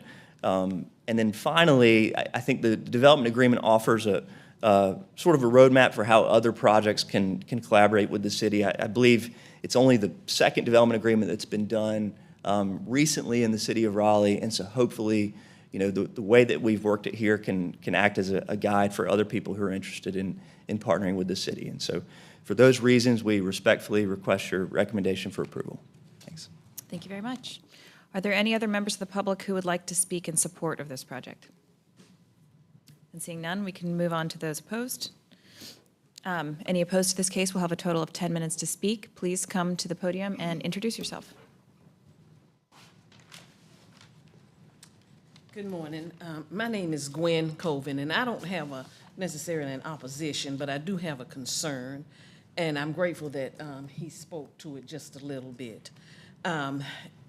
If it's anything worse than having a 7-story apartment building built literally in your backyard with 700 units, is the fear that some of those tenants will be walking through your backyard. I mean, my house literally backs up to this.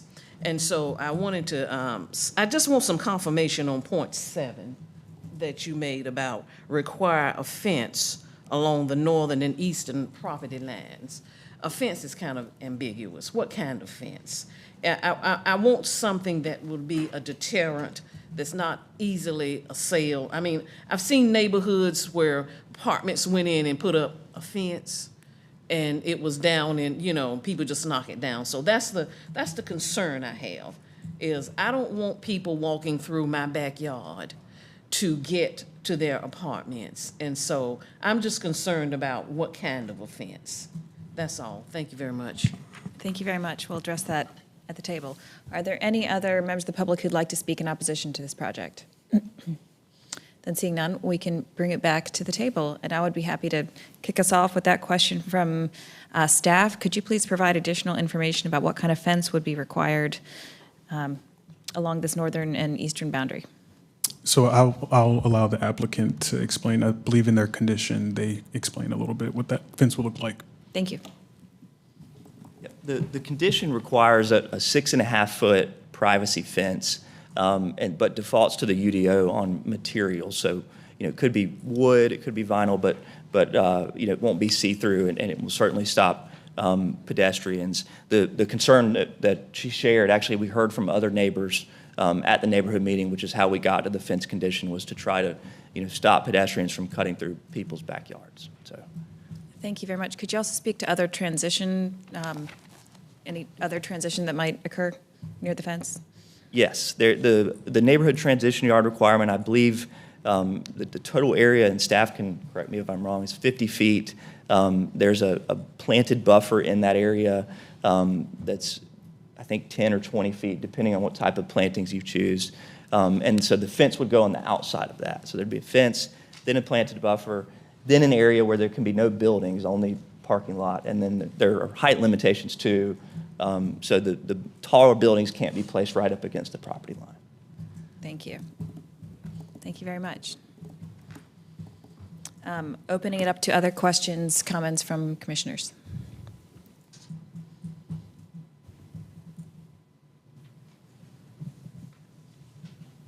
And seeing Seeing, yep, none? Sorry. Sure.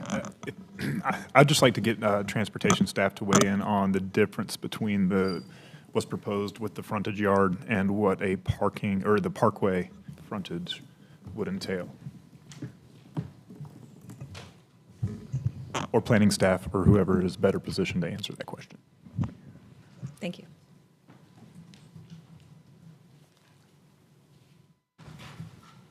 Right. So just to confirm, the parkway frontage that they're proposing, is the question about why the 20 instead of the 50 planted area?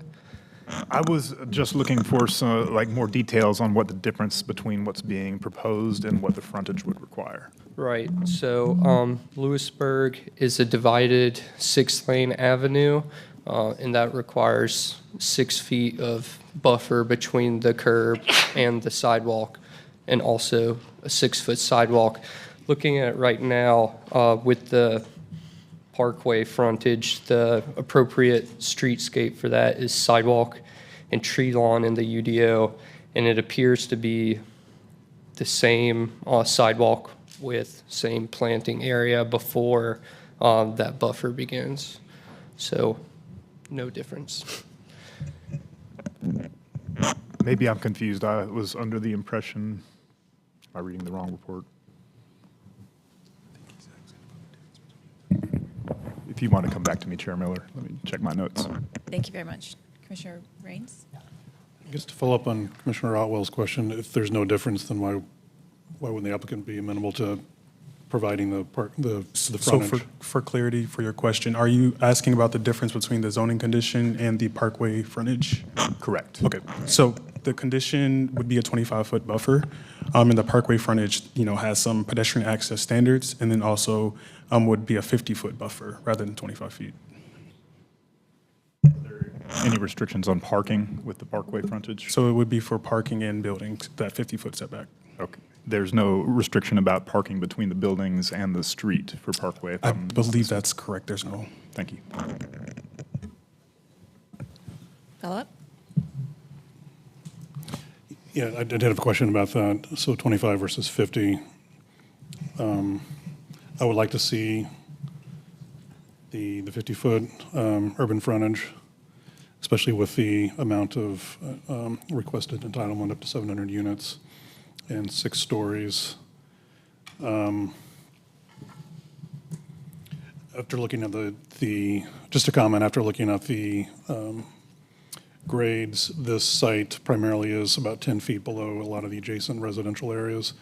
So I'm a little bit more comfortable with the requested height versus what this city has recommended as an edge site, no more than 3 to 4 stories. So effectively, it's, if you want to take that difference, about 5 stories, so relative to the adjacent properties. But I would like to see some frontage from the applicant. Would the applicant like to respond? Sure, yeah, I can provide some additional information on why, we're requesting the 25 feet instead of the 50.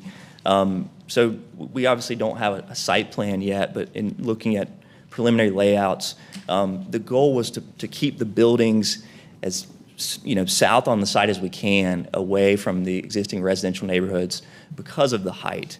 And then additionally, when we worked through the development agreement, you can see in the faint green line there across the city property, that's where the Greenway corridor was shown on city plans. What we did was move that out of the riparian buffer onto our property.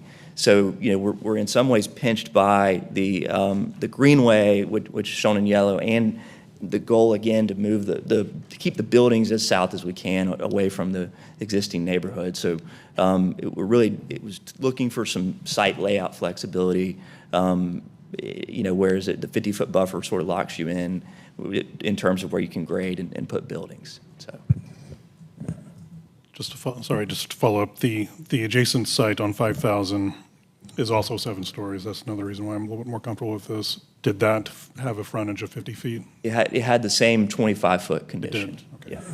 And the 6-story height limit on that site too. All right. So. Thanks. Just a quick follow-up on that same question. If you're pushing buildings to the south, does that mean there's going to be a larger protective yard to the north than what is required? No, right now, we're defaulting to the neighborhood transition yard requirements. Okay. Yep. But adding the fence, yep. Right. Other comments? Yeah, when we build tall buildings like this far from downtown, I generally like to hope that we as a city can build them so they're integrated with public transit. This, as best I can tell, is about a half-mile walk from a public transit stop, which does give me some pause. In addition, it's not connected to any of the surrounding neighborhoods. I know neighbors have spoken that at least one neighbor has spoken that they like to see a protective fence. I just really worry about developing this way as a city where we are not connecting to public transit, we don't have the recommended frontage, and we're not connected to any other streets besides one basically sprawling stoplighted street there, stoplighted street. So I think that just gives me general pause about this, and especially with it being over the height recommended. I think the second thing I wanted to say is I do appreciate you including the voluntary affordable units. That's something I talk about a lot here. We often see voluntary conditions brought forward with affordable housing that says, X units over. So I appreciate the flat out percent developed. With that said, with LIHTC and with our other voluntary things with our density bonuses here in Raleigh, we do see 30 years, and that's generally the standard when you see nationally. With inclusionary policies, obviously we don't have those here in Raleigh, but labeling it affordability and how long these buildings will last and be in Raleigh, would you be open to putting a 30-year provision as opposed to 10? Yeah, I'm happy to discuss the time limit, the duration with the developer. I think when we included the 10 years originally on the 5,000 site, it was one of the first affordable housing conditions in Raleigh, and so we were just sort of defaulting to that, lower period. But happy to discuss it. Yeah, definitely, and I think we're seeing that some places. I know that's changing, the atmosphere for that is changing rapidly in the Triangle, but we are seeing in other parts of the Triangle voluntary ones come forward at that 30 years. So it seems like it is possible with the financing atmosphere, and I think as we label things affordable going forward, it would be nice to have that because that is generally what's called affordable in terms of the years required. So that would be really important to me. Yeah. Okay. Thank you. Thank you. Thank you. It sounds like the applicant's willing to make that, potentially look at making that change and adding a condition. Are there other comments from commissioners, if we are deferring this case, that they could consider before the next meeting? Just one other comment. I wanted to follow up on something Commissioner Peeler said. Generally, I'm in agreement that tall buildings, higher density should be proximate to transit. In this particular case, though, I'm going to offer that with the inclusion of that Greenway connection, actually riding a bike to the nearest bus stop is actually quite convenient. So generally, I share that condition, but not for this particular case because of the inclusion of the Greenway. Commissioner Otwell? Thank you, Chair Miller. Generally, I'm ready to support this case. I appreciate the conditions. Purely for signaling's sake, I would ask the applicant to consider removing boarding house and rest home from the list of proposed prohibited uses. Thank you. Any other comments? So if the applicant is interested in looking at potentially extending the affordable housing requirement for 30 years, I'm certainly in favor of that as well. Our next meeting is January 14th. So in order to get those conditions in, I believe you'd need to get them in by the Friday, January 3rd. Is that correct? The new proposed conditions, is that enough time for the applicant to provide those amended conditions, if they choose to amend them? Yeah, we're okay with changing the condition to the 30-year duration. And we can do that right now if the board's amenable to that, and we can get a vote today. Thank you. Could staff provide some guidance? Would that be a technical change, or would that be a substantive one that needs to wait?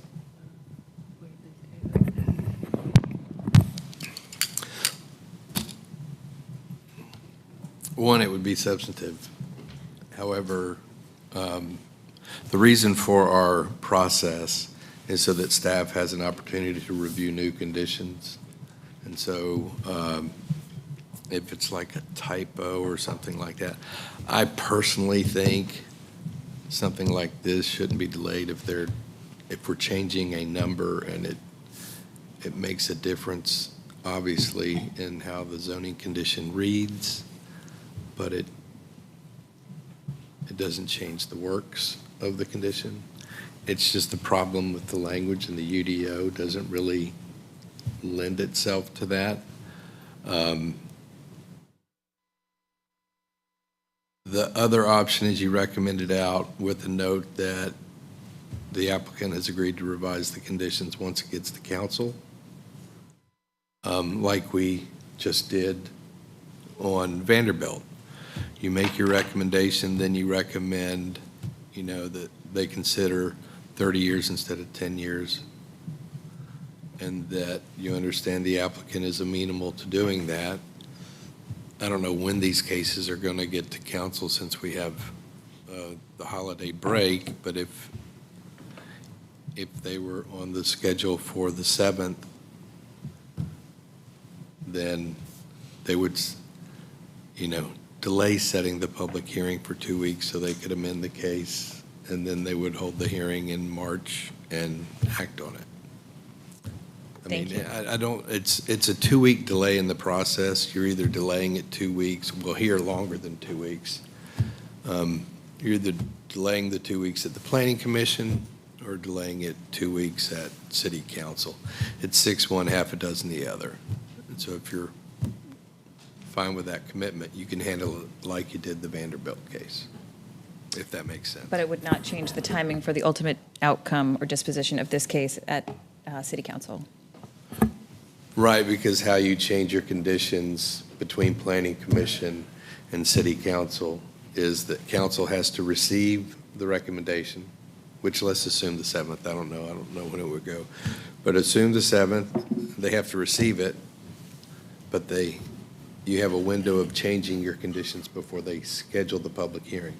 So if they defer scheduling the public hearing until The 21st. there's, right. Okay. So there wouldn't be any practical difference in terms of the ultimate disposition by council. Whether you hold it here or it's held at City Council for them to amend the conditions. Thank you. In that case, my preference would probably be to, slight preference to hold it here and handle it the way that we traditionally handle these things, which is to make sure that it's fully baked by the time we send it to council. Any additional feedback from the Planning Commission or from the applicant regarding that timing? Yeah, if that's the board's desire, we'll certainly work with it. But we're also, I think our preference would be to, get voted out today and then make that change, because I believe the timeline, Robert can correct me if I'm wrong, is it will go in January for council to set the public hearing, and then we won't go to council until February. And so I think that it may delay us to March even if we come back to the next planning board meeting. Okay. Yes? Yeah, I mean, if you were willing to put that in there, that it would definitely be there at council with that 30-year We thing. are, I'm and on fine the with recording that. now too, so. Yep. So I'm fine with doing it that way if that's fine with you all. Yep. That is fine. Given that this is a project with affordable housing conditions and other considerable work and public benefit, and the applicant's public willingness to change it to 30, change the affordability requirement to 30 years, I'm fine with moving forward in that way. Would someone like to make a motion?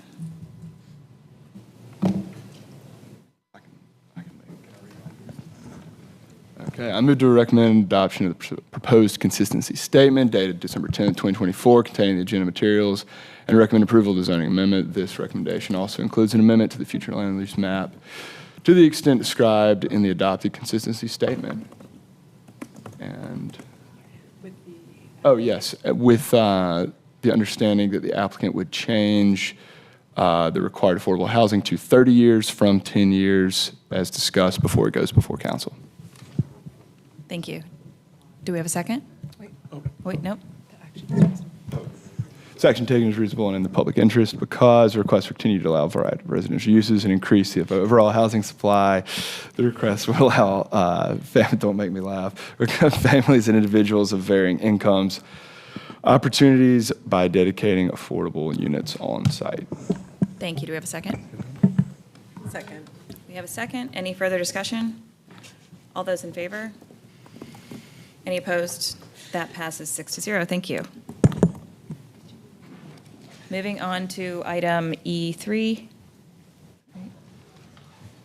Rezoning case Z1224 at Old Cruise Road and Old Milburnie Road. This case is to change approximately 242.8 acres from Wake County R30 to City of Raleigh R6 and R6 with conditions. And we will turn to Matt Clem for a presentation from city planning staff. Okay, thank you. Yep, so this is Z1224, a request, as you said, to rezone around 242 acres from Wake County R30 to split zone residential 6 and residential 6 with zoning conditions under Raleigh zoning, and your deadline for action is February 28th. This is the zoning site. The portion of the site that is unconditioned is roughly located in this area. It's a 12-acre site with an existing home that is not subject to the proposed zoning conditions. You have an aerial view of the site here. It has frontage on Old Milburnie and Old Cruise. The area is generally residential. You can see in the lower left-hand side of the screen the interchange at I-540 and Buffalo Road. This map shows a couple of things. There are 2 street plan streets through the zoning site. It also shows the Hodges Mill Creek and the associated flood hazard areas. A couple of views of the site along Old Milburnie and Old Cruise Roads. Also, I'll point out this is the site of the unconditioned R6 portion of the request with the existing house there. So there are a list of proposed zoning conditions here. A minimum of 30% of the site shall be dedicated as open space. The owner will contribute $50,000 to the Raleigh Fire Department for station or equipment. There are some specifics on including amenity areas for proposed development along the proposed greenway in the area. While there would typically be a 50-foot easement, the applicants have increased that width to 75 feet. There's a maximum of 550 residential units outlined in the zoning conditions with a limit on single-family detached units at 230. The apartment-type building is also prohibited. There's a zoning condition that provides for a landscape protective yard and 35 feet in width along several of the property adjacent, roughly along these properties here, along this property here, and here as well. I believe the applicant has a more detailed exhibit in their presentation, which is uploaded this time. Okay, so condition 8 and 9 are stipulating some type of traffic calming in the development subject to NCDOT approval. So that could be a roundabout, chicane, four-way stopped intersection, those types of things. And then condition 10 states that during the construction phase, there will be additional silt fencing prior to grading and construction, just to help mitigate construction-related stormwater runoff that you're probably used to hearing about. And also, all dwelling units will have a dedicated EV charging outlet. This is a table of the changed entitlement going from Wake County R30 to Raleigh zoning. About 236 additional units across the acreage is slightly under one additional unit per acre in entitlement. And you can see the change in setback there as well. Smaller setbacks, more compact development pattern compared to what is required under Wake County zoning. So there's lower walk score, transit score, bike score, and job proximity score compared to the city average, and transportation costs for folks living in the area would be on average with the city. The site is roughly 5 miles away from the 25L, as you can see in red on the left side of the screen. This is the site over here. The request does add to the affordability, add to housing supply, permits a variety of housing types compared to what is allowed under Wake County zoning. Smaller units and lots are allowed, again, not within walking distance of transit. There's a higher percentage of people of color in the area compared to the city-wide average, which you can see a lower percentage of low-income earners, and rental rates, costs have increased slower than the city average. The request is consistent with the future land use map, which recommends low-scale residential zoning in the area. However, it is inconsistent with the comprehensive plan overall, and I'll get into that in just a second. But in terms of consistent policies, future land use map, conditional use zoning, and the provision of additional housing types. What is inconsistent with the plan is that the site is located within a larger area that's been set aside for special study. It's the Northeast Special Study Area. It's similar to a recent project you may be familiar with, the Southeast Special Study Area. So on our growth and annexation maps, you see this area outlined here. So the comprehensive plan recommends further study before zoning and development of these lands. The site and much of the area is it's not in the city's ETJ. So we will do ETJ expansion following the study, similarly to how we've done in the Southeast Special Study Area recently. Also, the planning process that will start in the new year will be a comprehensive planning process where staff will engage with the community to help determine preferred development patterns in the area. So a full planning process there. But inconsistent policies include zoning and infrastructure impacts and infrastructure concurrency. That planning study will be a big tent planning in all city departments, analysis of level of service for various city services in the area. Fire response standards are noted as inconsistencies as well. So while the future land use map does recommend low-scale residential here, and the rezoning request would permit that level of intensity and development pattern, the plan recommends having a future study before zoning and developing this land. And that's my presentation. The applicants are here. We can take questions then. Thank you very much. Moving on to those in support, the applicant and those in favor have a total of 10 minutes to speak.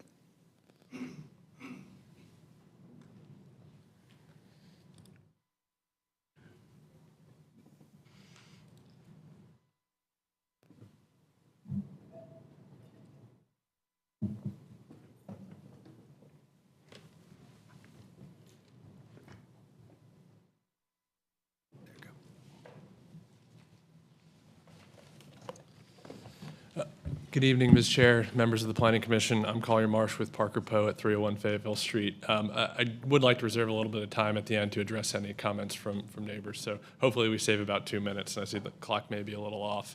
But this is the Alderbrook rezoning case. My client is Lennar Homes. We've got representatives of Lennar, Kinley Horn, and McAdams here today to answer any questions you may have. This is a large site in Northeast Wake County. Part of the future Northeast Special Study Area, about 230 total acres with current Wake County zoning. Staff did a good job of summarizing the comprehensive plan applications. Appreciate Matt stepping in after a week back in Raleigh to get up to speed, but capture things very accurately. We are consistent with the future land use map designation of low-scale residential, calls for zoning districts up to R6. It also says that with a lot of open space, you could go to more intense zoning districts such as the RX district, calls for single-family townhomes, even multifamily. As we'll get to in a moment, we think we check these boxes very well, proposing R6, but still giving the upside of a lot of preserved open space and the right mix of product types. But I did kind of want to pause and look at the Northeast Special Study Area. I think that's where we hit a little bit of a bump on the road with the comprehensive plan because it talks about timing of development and talks about infrastructure concurrency. This slide just shows the projects that have been approved in and around the area already. In fact, the Special Study Area was kind of drawn around one that was recently approved. You see the Everly development and Deacon development that were recently approved as well. So there's precedent for development in this area. There was also precedent for development within the Southeast Special Study Area before that was approved. Now, it may look like our project in the middle is just right in the middle, but in fact, when you look at how the area is built out already with existing Wake County subdivisions to the west, this really is the next line of development and following the same pattern of growth and not going further out than where development has taken us so far. Ultimately, what we're proposing is a combination of the R6 and R6 conditional use districts. As Matt pointed out, there's just one section where the existing property owners want to keep their home site, and so the conditions would not apply there. Trying to be spot on with that low-scale residential designation, we're proposing a combination of single-family detached and townhomes, as well as a large amount of open space. We've got a number of zoning conditions, and just to kind of forecast where we can go with this case, there are a handful of conditions that we submitted to staff, but it was not 10 days in advance. So we recognize we're going to need to add these, and they're not officially in front of you for consideration, but it also gives us the ability to adapt to any feedback and add more conditions based on the feedback we received today. But at the outset, we're preserving 30% of the site as open area. The proposed change is actually that we would have 40% of the site as open area, and that means anything outside of a lot or right-of-way. But within that, 30% of the overall site would be undisturbed area. We'll show you what that looks like in a second. But again, preserving large amounts of open space.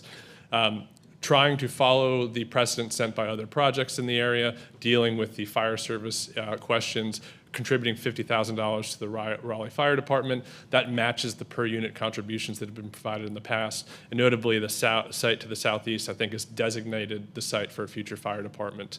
And so there is plans, or there will be plans in the work for service. Parks and Rec have been involved in the discussions. I think one of the questions with growth in the area is how will Park Service be delivered in the future? There is a planned City of Raleigh Park directly northwest of this site, but sometime in the future. So park staff asked us, provide pocket parks and open space within your community to provide services for these residents. So we've got commitments to have pocket parks with certain programming as well as a large main amenity that you'd expect for a project like this. We've also widened the greenway easement and provided connections to that greenway easement from our project, again, working with Parks and Rec on that. We've capped the number of residential units here at 550, in part to address neighbor concerns about the potential density here, but as well as to inform TIA assumptions. TIA was not required with the number of homes we're proposing here. However, we performed one anyway and can give you the results of that because it's important to this area. That single family cap at 230 was provided to inform the TIA assumptions, but based on neighborhood feedback, we'd also add in a cap on the number of townhomes. We're trying to give a real clear picture as to what would actually happen here. Apartments are prohibited, neighbor concerns, but also fire concerns. So we see that it's harder to provide service for the more dense apartment building type, so we've prohibited the apartment building type with this project. We have a 35-foot buffer. The way that that's been defined, we found where we had smaller lot single-family residences that backed up to our site and applied a 35-foot buffer there. Based on recent feedback, folks were also concerned that lived directly across from the site on Old Mill Bernie is what they'd be looking at. We apply the buffer there as well. We have traffic calming to address, again, neighborhood feedback. We have one point where we connect into Kenning Park Drive. Neighbors were concerned about the impacts there, so we'd have traffic calming between, I believe it's Old Cruise and that connection, again, to slow folks down. And we've been in discussions with other ways to potentially even narrow the street section to discourage that type of cut through traffic. Last two are meant to address just environmental concerns in an area where new development is coming. It's something we hear a lot, and so we've got double silt fencing to protect with erosion control during construction. construction, and then EV charging outlets as well.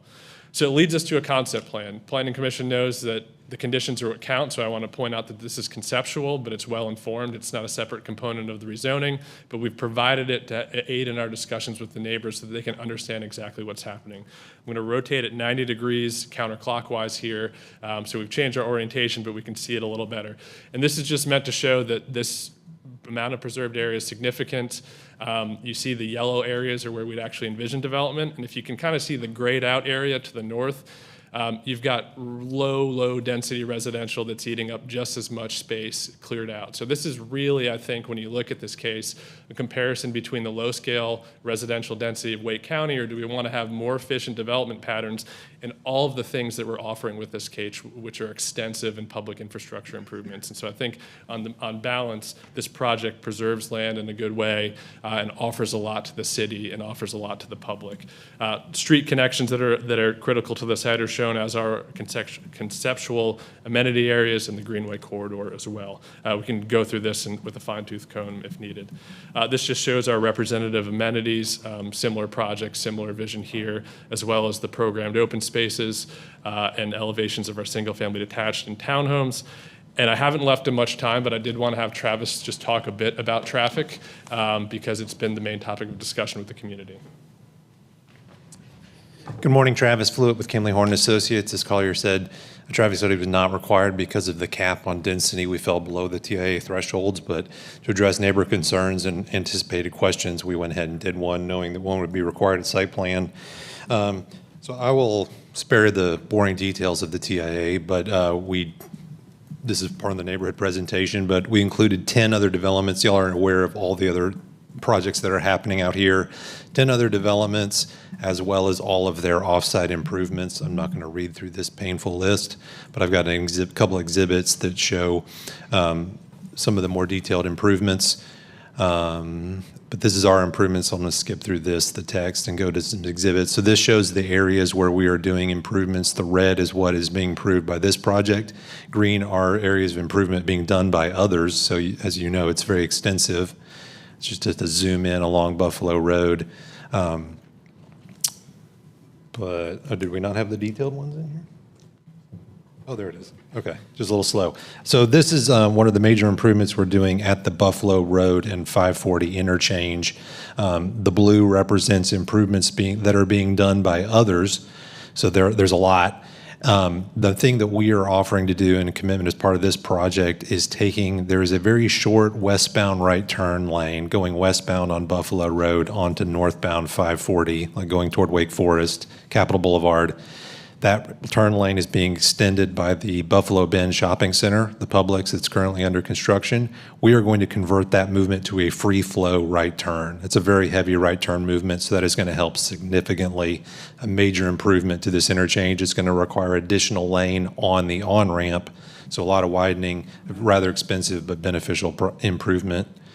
This is the intersection of Buffalo at Old Mill Burney Road. The turn lanes in blue are being done by other projects. We are committing to do a northbound left turn lane on Old Mill Burney Road. We don't add any traffic to this movement, but we do to the intersection, and this will help improve the operation of the intersection.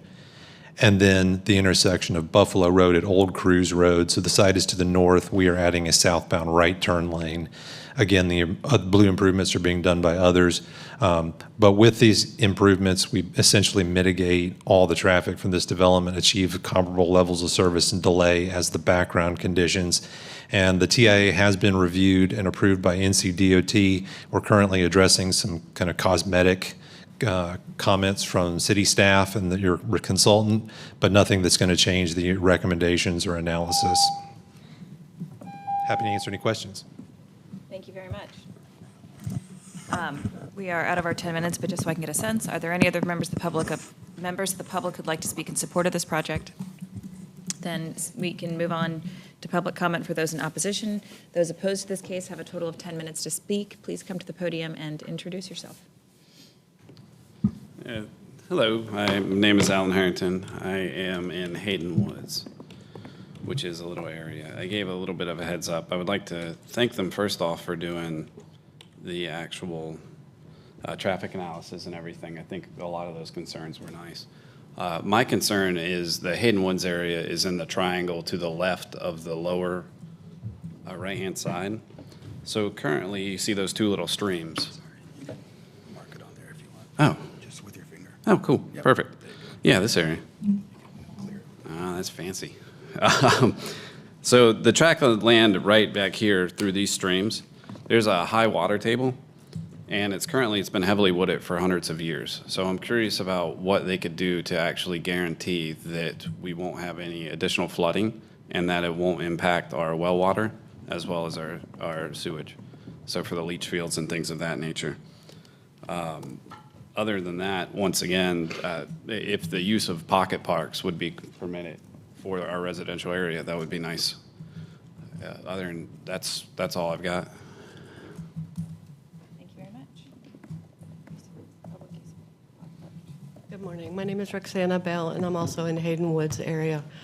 Directly across on the right side of that circle is where the townhomes would be. What's the name of the subsequent property in Wake Forest that this would look like? Carolyn, you don't remember? Okay.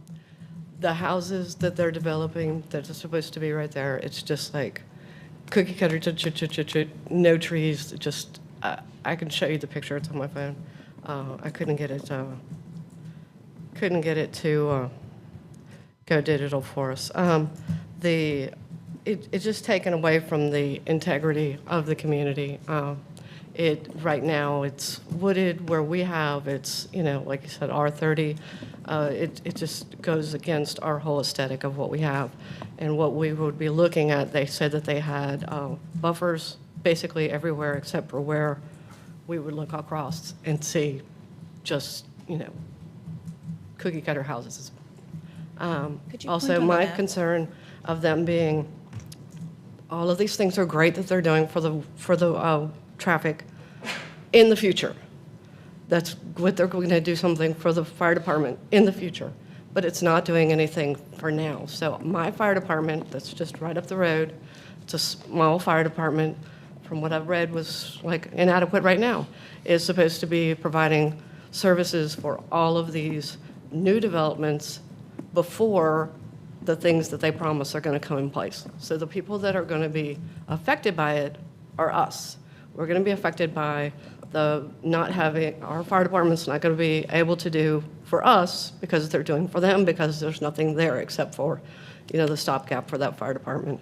The police, the first police for Raleigh, the Spring Forest, you're just opening up an area for elements to come in and say, hey, there's, response time's 25 minutes. We can do whatever we want here. It's just not set up to provide those infrastructures in place for right now. And for when the first house goes up, it's probably, I think what they said, like a year out before they had the infrastructures. So anyway, I appreciate it. Thank you. Thank you. And ma'am, could you clarify on the map what area you're concerned about facing, or on this site plan? On the right side of the circle, that's going to be the townhome area. And you can draw on the map. Oh, sorry. There you go. Goodness. So right there is Right there. is the concern. And the adjacent properties, are they to the northwest or to the south of that? My property? Yes. Is to the left of that. Okay. Our properties are in here. Perfect. Okay. Thank you. Thank you. Are there any other public comments in opposition to this project? Then seeing none, we can bring these questions back to the table. To follow up from one question from Mr. Harrington, in the southwest corner, could staff provide some insight on any environmental concerns and issues in that area with flooding and the potential impact of this project on any additional flooding or well water quality? Right, so of course, any development on the site would be subject to the City of Raleigh development standards. And while the image here doesn't show proposed development there, of course, it could occur under the rules that they're requesting. And in terms of a record of existing flooding issues, is that what you're asking for? If we're aware of any, yes, existing flooding issues, and the potential impact of this development on those issues. Great, thanks. And on Yeah. well water quality. Thank you. In evaluating this case, we did not note any existing downstream issues. I will note, though, that we only record downstream issues in the city limits. So there could be existing issues that are outside the city limits. This would be subject to our updated stormwater requirement, so there would be additional flood study required as opposed to pre-November 2nd. Just as a heads up. Yes, so the additional stormwater, updated stormwater requirements, could you give us just a broad overview on how that would, if there is an existing downstream issue in the southeast corner, how the development would be required to address that issue? Sure. If we have noted, if there's evidence of downstream structural flooding, and if there are any residents who have experienced that, they should contact Raleigh Stormwater. Then it kicks in additional detention requirements. The requirement I was referencing that became effective in November requires a floodplain study on additional streams that may not have been required to be studied previously. So that would perhaps impact some of the tributaries within this site. Understood. Thank you.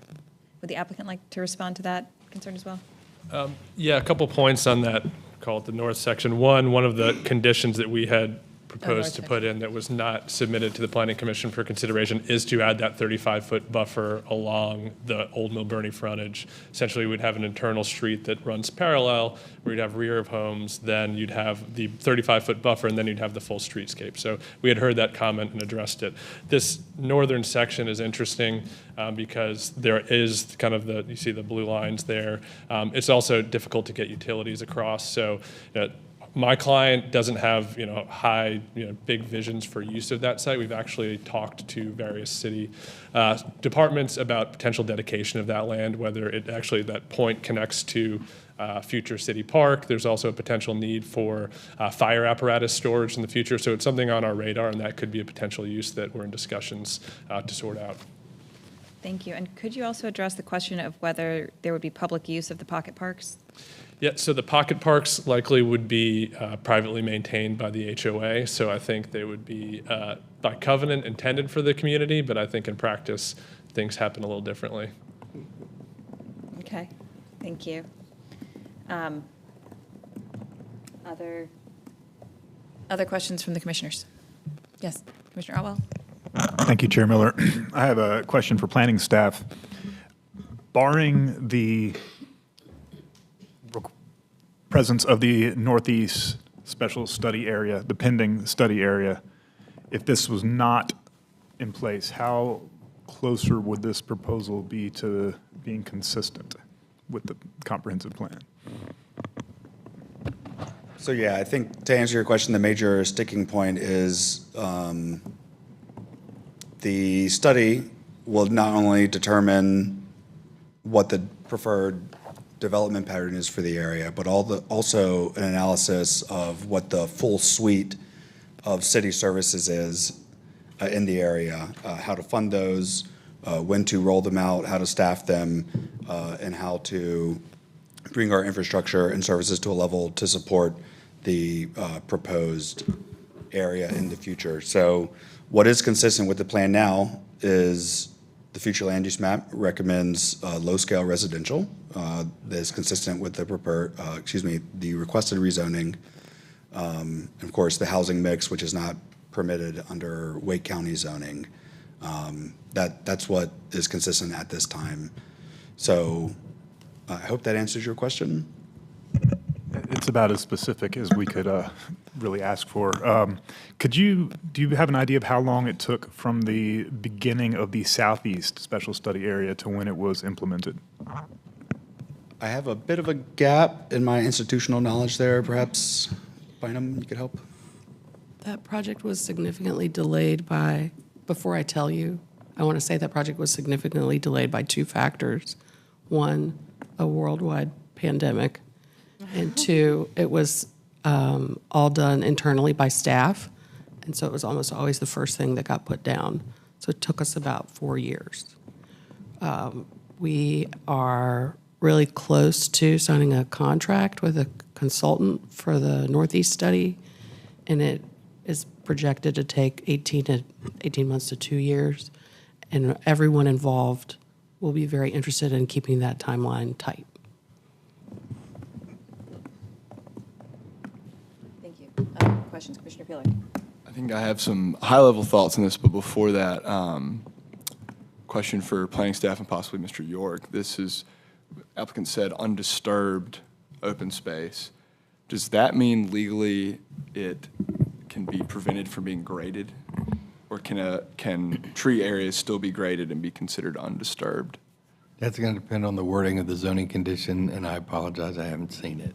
Okay. So that's not It in may the have been current emailed to conditions? me, I haven't had a chance to review it. And so I would look at that because, I mean, based on some of the things he's mentioned, it's going to depend on what the wording is. Normally, there are exceptions for utilities and things like that, but I would just need to look at the zoning condition and see. Because the undisturbed language is not currently in these conditions, correct? Correct. Yeah, so I can address that. So that was one of the modifications. That was the intent of it. So originally, we just had an open area commitment, which was, again, anything outside of a lot or right-of-way, and it could have been graded area. And so speaking with our council member, she asked us to take a look at undisturbed area under the UDO, which means not graded, not touched. And so the proposal would be to provide the 30% to the UDO definition of undisturbed area and have that apply to 30% of the site, and then the 40% of the site is the additional open area where there may be grading or there may be other impacts. Okay. Yeah, being that that's not in there now, I mean, I would at bare minimum want to see that before considering a motion on it. I think on a different level, you know, I do understand there is a satellite annexation right next to this that came in 2006. That was, you know, before our current comp plan. And I think a lot of aspects of annexing a large acreage piece into the city like this at a high level go against what we're trying to do as a city in terms of lessening car dependency, in terms of lessening traffic, and investing in public infrastructure, green transportation, and public transportation. So I've got a lot of concerns about annexing this into the city, being how far away it is, and how it will, you know, also set precedent for that area, which is, there are parts that are developed, I do understand that. However, most of it, anywhere around that, is not annexed into Raleigh, and it's not in the ETJ. So I've got some deep concerns about that, and, you know, would want to see a lot more in concrete before I, you know, considered a motion on this. Thank you. Looking at the proposed amendments to the zoning conditions that the applicant has provided, it looks like we will likely defer this case so that they can make those changes. With that context, I guess we can review the red proposed changes to the zoning conditions that have not yet been submitted and any other proposed changes that the Planning Commission might like to see also. So with that in mind, additional comments from commissioners. Commissioner Raines. Thanks, Chair Miller. I think two questions for staff. One is related to the greenway that's cutting through the site. What are the plans for that development on the site and adjacent for connectivity? Yep, it's my understanding, and Collier, you can probably fill in the gaps here.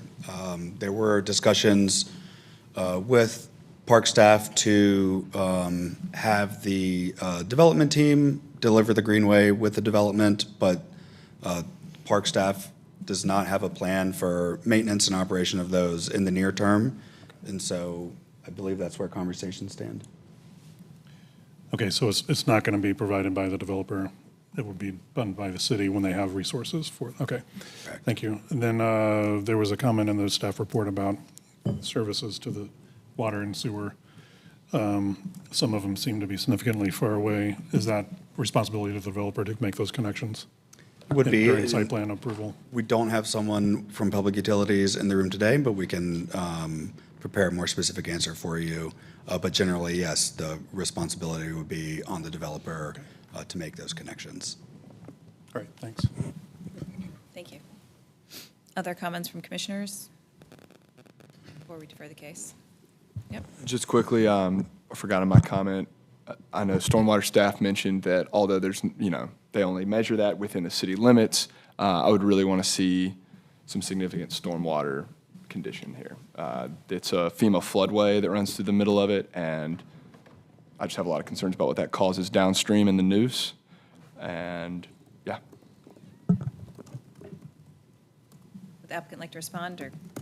It's certainly something we can look at, and just kind of I think the overall concern relate to kind of the timing of this project, and especially in connection with the Northeast Special Study Area. And just one or two comments on that, which is, I think when you look at the context of the surrounding area with low-scale Wake County subdivisions on either side, there's a pretty solid chance that the NESA results in, yes, this should be low-scale residential or something similar. So I think that's one component of it. The bigger question becomes the provision of services and how that's all going to work. And we do have a lot of that is the responsibility of the applicant here, with the fire services contribution being one part of it. So if there's more discussion needed on that, happy to discuss. We didn't have clear guidance on it, but to the utility extension question, I just did want to make a couple points on that with what you get with this project versus the Wake County subdivision option if it wasn't in the city of Raleigh.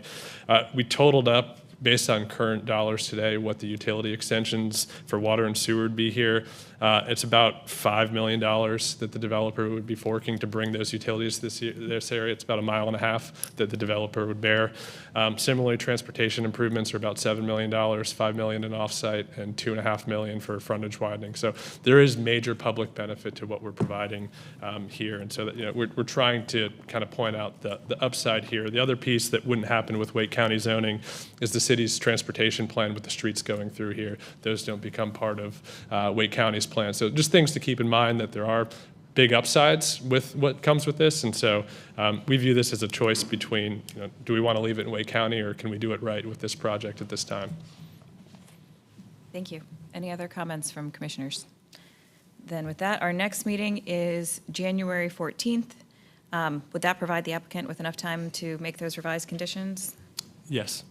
Okay, thank you. Then I'd like to make a motion to defer this case to our next Planning Commission meeting on January 14th. Do I have a second? Motion second. Any discussion? All those in favor? Any opposed? That passes unanimously 6-0. Thank you. Before we move forward, our case, just 2 cases ago, rezoning case Z424 at 5009 Lewisburg Road.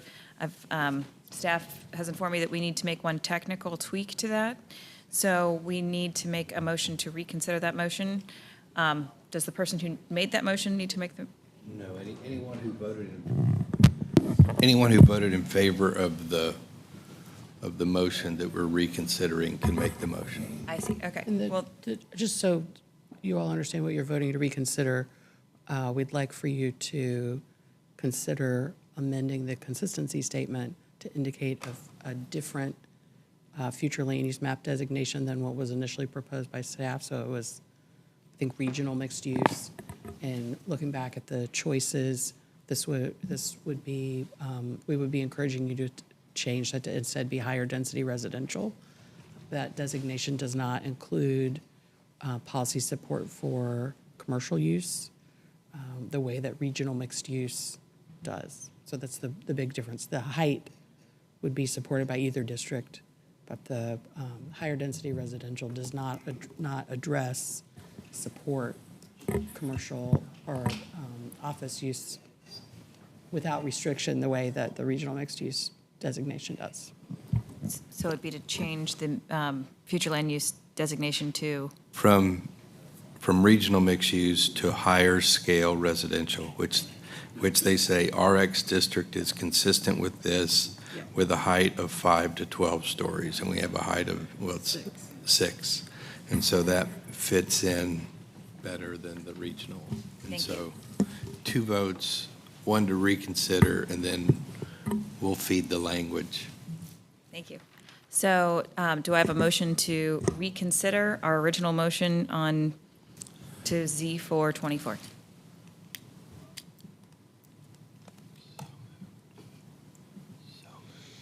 I get a so moved? Motion to reconsider. Thank you. Do we have a second? Second. Any discussion? All those in favor? Any opposed? That motion passes unanimously. So the next motion is to amend our original motion on this case to change the recommendation for the future land use designation from regional mixed use to higher scale residential. Right. And so if whoever's going to make the motion, I guess, Mr. Peeler, you made the motion originally.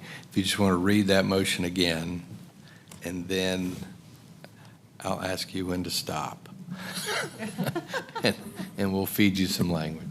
So, just so I can be clear on what we're doing, we're reading it again to amend the language for what we just said, basically to. Well, The we're recommended going to for amend it. We're going to amend the consistency statement you're adopting, okay? And so you're going to make a motion to adopt the consistency statement dated such and such, today, I guess the 10th, all right? With the following amendment. The comp plan change with this approval is from medium density residential to higher scale residential, not regional mixed use. And so. Okay, yeah. And then recommend approval, and then it's fine. Do I need to say again my pieces at the end about the affordability that I added? No, that doesn't change. That's already That's in a there. separate vote. Got it.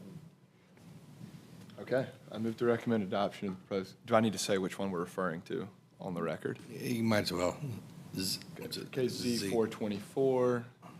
I move to recommend adoption of the proposed consistency statement dated December 10th, 2024, containing the agenda materials and to recommend approval of the zoning amendment. This recommendation also includes an amendment to the future land use map to the extent described in the adopted consistency statement. With the following amendment. With the following amendment. And that is to, can you feed me that again, because I did not. The comp plan amendment affected by the approval of the zoning case. Comp plan amendment affected by the approval of the zoning case, Z420. Would change the designation from medium residential. Oh, we changed the designation from medium residential to a higher scale residential. Residential. Period. Great. I do. I do. We have a motion. Do we have a second? Second. Any discussion? All those in favor? Any opposed? That passes unanimously 6-0. Thanks, everyone. Moving to our next item, E4, rezoning case Z3024 and text change to zoning amendments 3024 at the Crabtree Valley Plan Development. We will turn to Robert Tate for a presentation from city planning staff. Yes, Robert Tate, Planning and Development. So like you mentioned, this is rezoning Z3024, TCZ 3024. It is a request to amend the Crabtree Village Plan Development, the existing plan development, which is approximately, for the approximate 13.38 acres for a collection of properties along Homewood Banks Drive and Crabtree Valley Ave. At a high level, this request is for 65 townhomes, and your deadline for action is February 8th.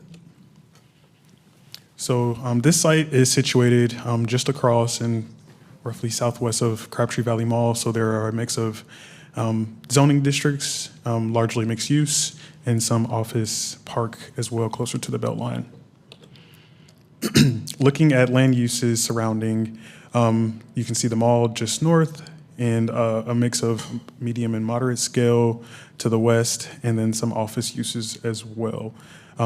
Those green highlighted lines, the first kind of on the south side is the House Creek Trail, and then between the site and Crabtree Valley Mall is the Crabtree Creek Trail. So just a little closer look at the site. Here are a couple of street views. You can see the site from the street, but the actual buildable area is not, you can't see it from Blue Ridge Road or Homewood Banks or Crabtree Valley. I'll show a angled image here that kind of gives you an idea of what that looks like. So the request is for this entire yellow area, but just to highlight, the buildable area is approximately in this area here.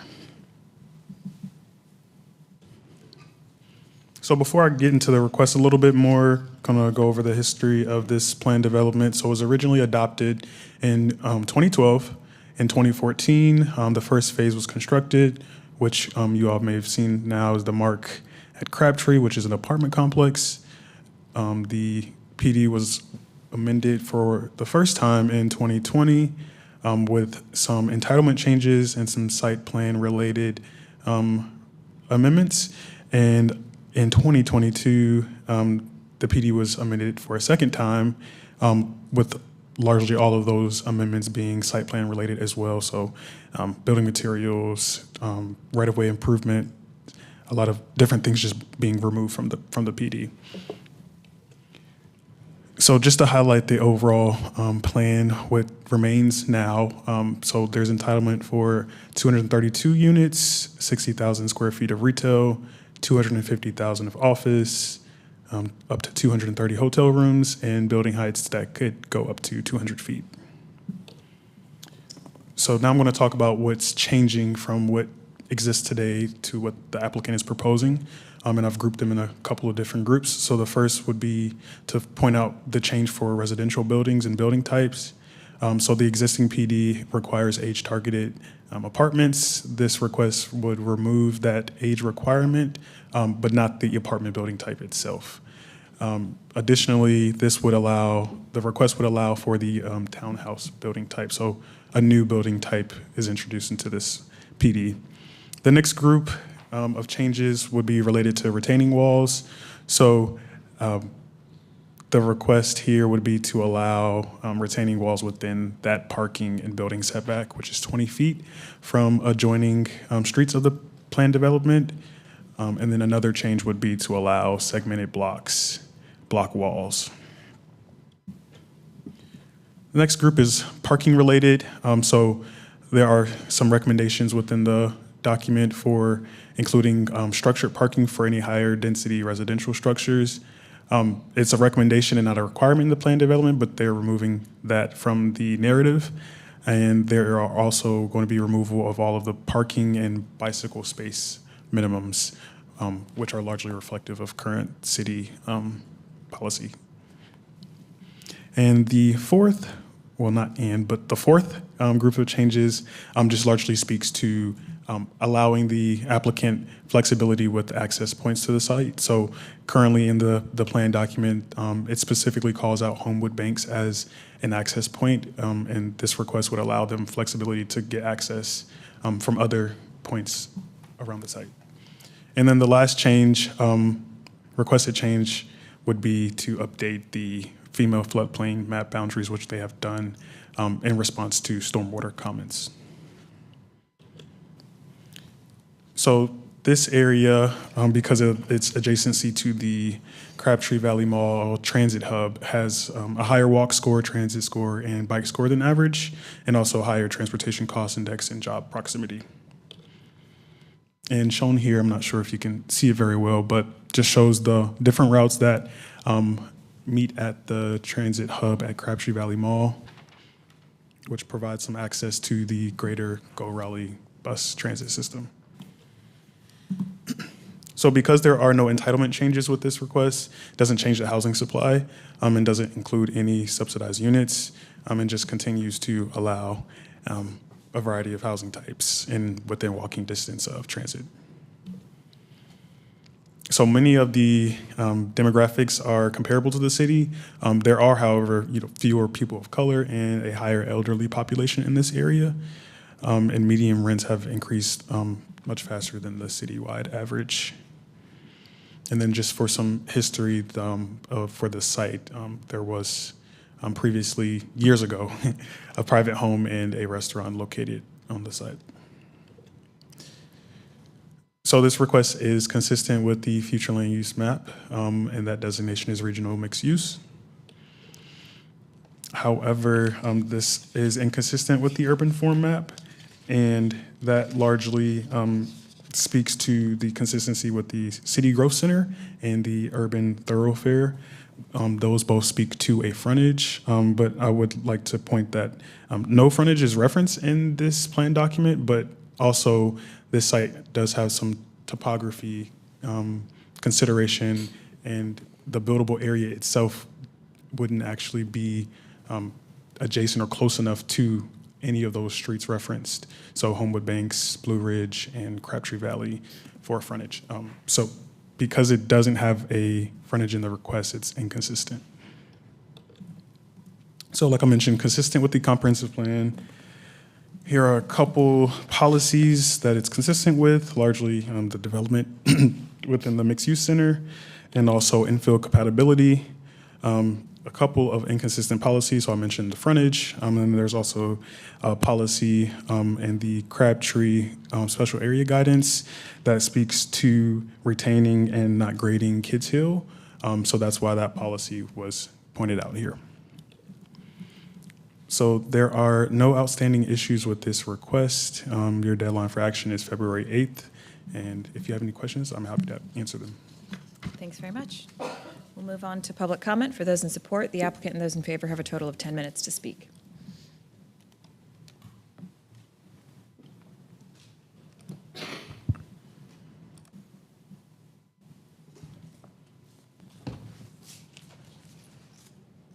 Good morning again, members of the Planning Commission. Isabel Maddox here on behalf of the applicant.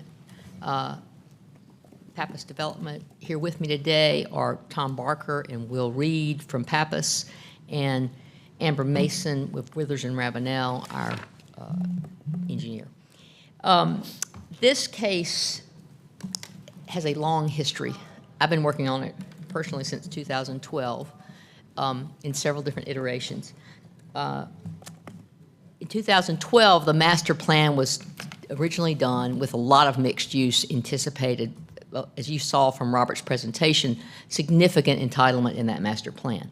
But as you know, when you have a PD, you have a site plan that goes along with it. And there's not very much room to modify that site plan short of the rezoning. So that's why there have been multiple zoning cases, because they've been basically come back with a new site plan. And that's what we're really doing today. There are a few minor tweaks within the document, but not a lot.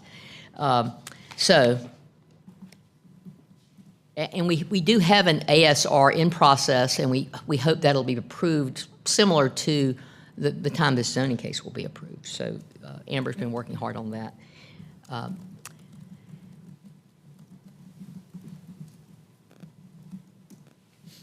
And in yellow is lots 2 and 3, which is really the focus of the development. Lot 4, which is this area here, is included in the case, but that's really our open space lot. That's mainly where tree conservation, stormwater, open space exists. And there's maybe might need to be a slight tweak to a property line in there, but there's no real significant change there.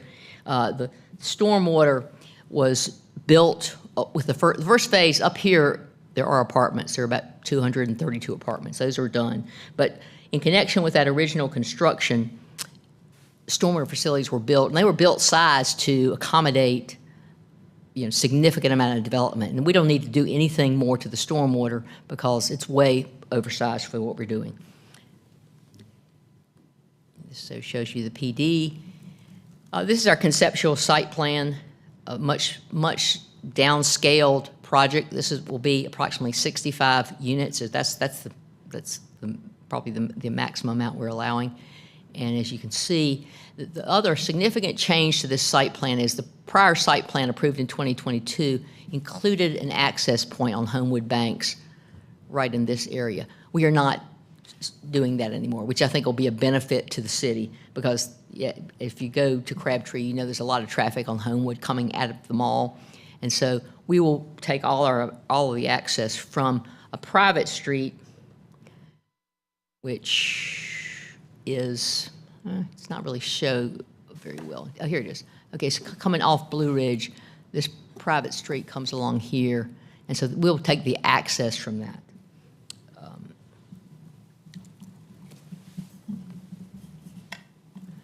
So the current plan current plan that's now has been approved proposes Homewood Banks, and we're taking that away. The new plan, all access through Villana Ridge Way, no new curb cuts on Homewood. There is one curb cut that exists in the existing apartment complex, and we have cross access, so we'll be able to go through that complex to access on Homewood Banks, but there won't be a new access point on Homewood Banks. The master plan document and the TIA approved for this development contemplated a 230-room hotel, 60,000 feet of retail, 250,000 of office, and 232 additional residential units, in addition to the 293 that were already constructed in 2013. The current zoning with the current site plan proposes 162 units. We are now proposing 65 townhomes, so a significant drop. These are some conceptual front elevations of the townhouses. It will be rear loaded. So in summary, this does represent a significant reduction in units, in traffic, and intensity. It is consistent with the comp plan and the future land use. There are extreme, as Robert mentioned, there are extreme topo challenges. And if you ride by the site, you know how, like it's a cliff dropping down to Crabtree Valley Avenue. We really won't be developing very close at all to Crabtree Valley Avenue. Most of that is our open space lot. We do have some frontage on Homewood Banks, but it's, again, very steep topo. We couldn't do a frontage, urban frontage there. We do provide additional housing units, and we do think there'll be a good opportunity for horizontal mixed use. There's so many goods and services in the area, hotels, restaurants, the mall, et cetera, which can be easily accessed on foot, by bike, from this development. A couple of things. There is a Blue Ridge Road widening going on right now, and we think that the completion of that project, which I think will be about a year from now, will correspond pretty well with our project. We probably would get started on construction third or fourth quarter of 2025, but wouldn't occupy until probably 2026, and that's when the Blue Ridge widening is supposed to be completed. There's also a Crabtree Valley Interceptor sewer project that's going to be taken on by the city, and that timeline is a little bit further out. I think that's not intended to be finished to maybe 2028, but I don't think that'll really have, I mean, there'll be some traffic issues, I'm sure, when that gets done, but I don't really see that being a big problem for us. That concludes my presentation. Certainly happy to answer any questions that y'all might have. Thank you very much. Are there any other members of the public who'd like to speak in support of this project? Then seeing none, we can move it on to those in opposition. Any opposed to this project? We'll have a total of 10 minutes to speak. Please come to the podium. Then seeing none, we can bring it back to the table. Any comments from commissioners? Commissioner Raines?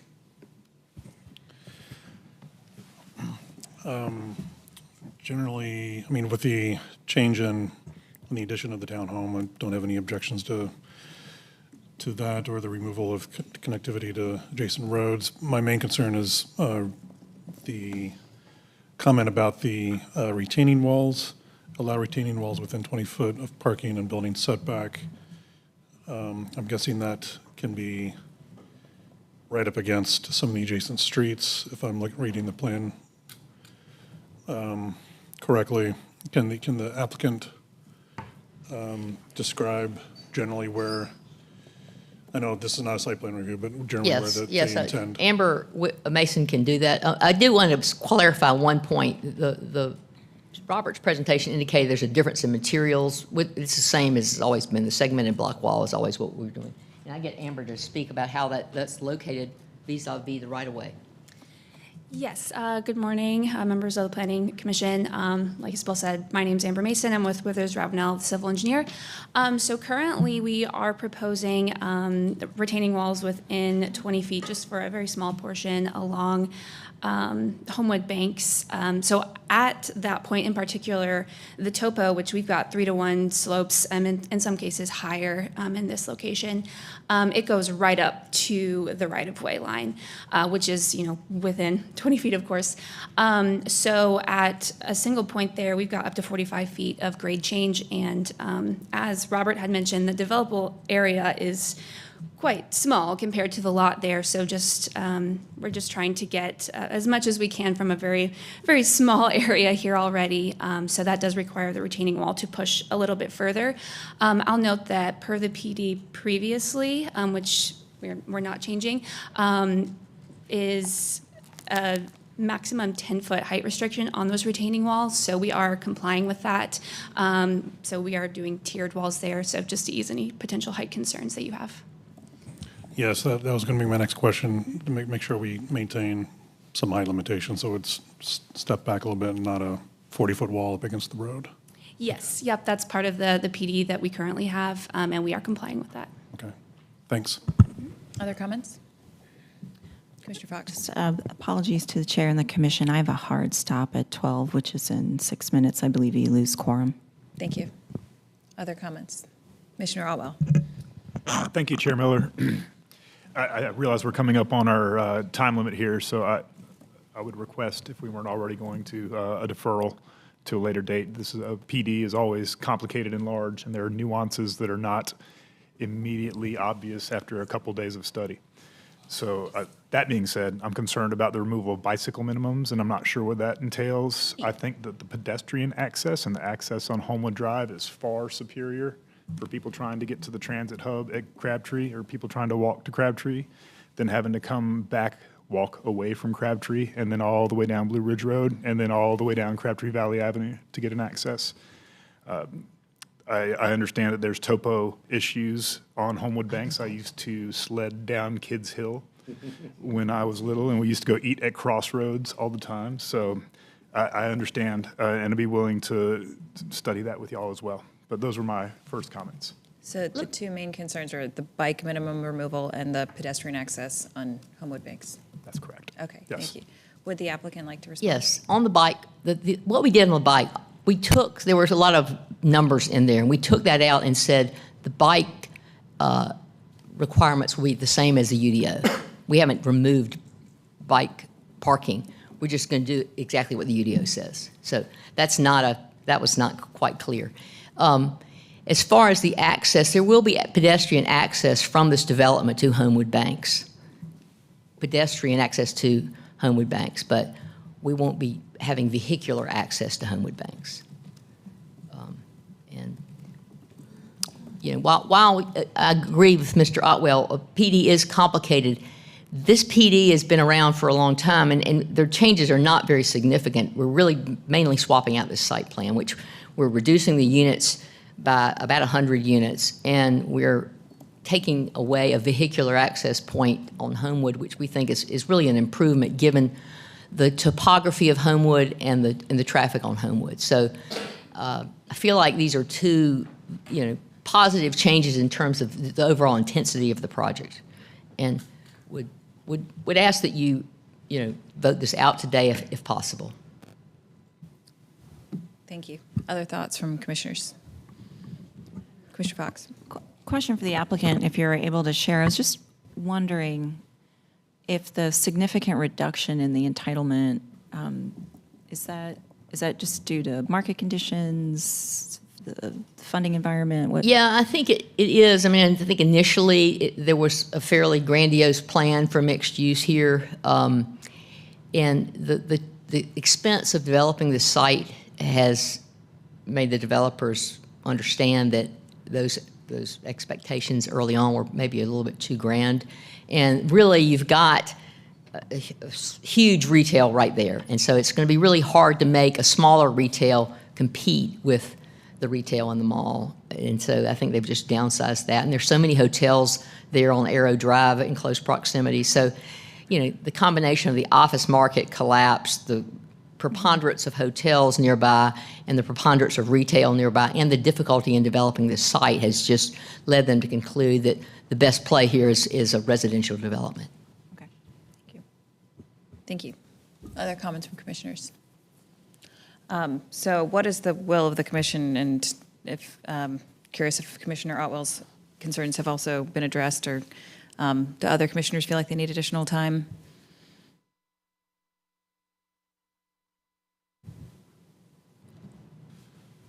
Commissioner Raines? Sorry, I may have missed it. You mentioned there's a reduction in entitlement of units. I think we're showing 232 now. What was the original, the current one? Well, the current proposed site plan, approved site plan is 162. And Okay, but you're entitled to do 230 something. Yeah, 230 is the remaining development allowed under the master plan document, but then the site plan shrinks that down. So Okay.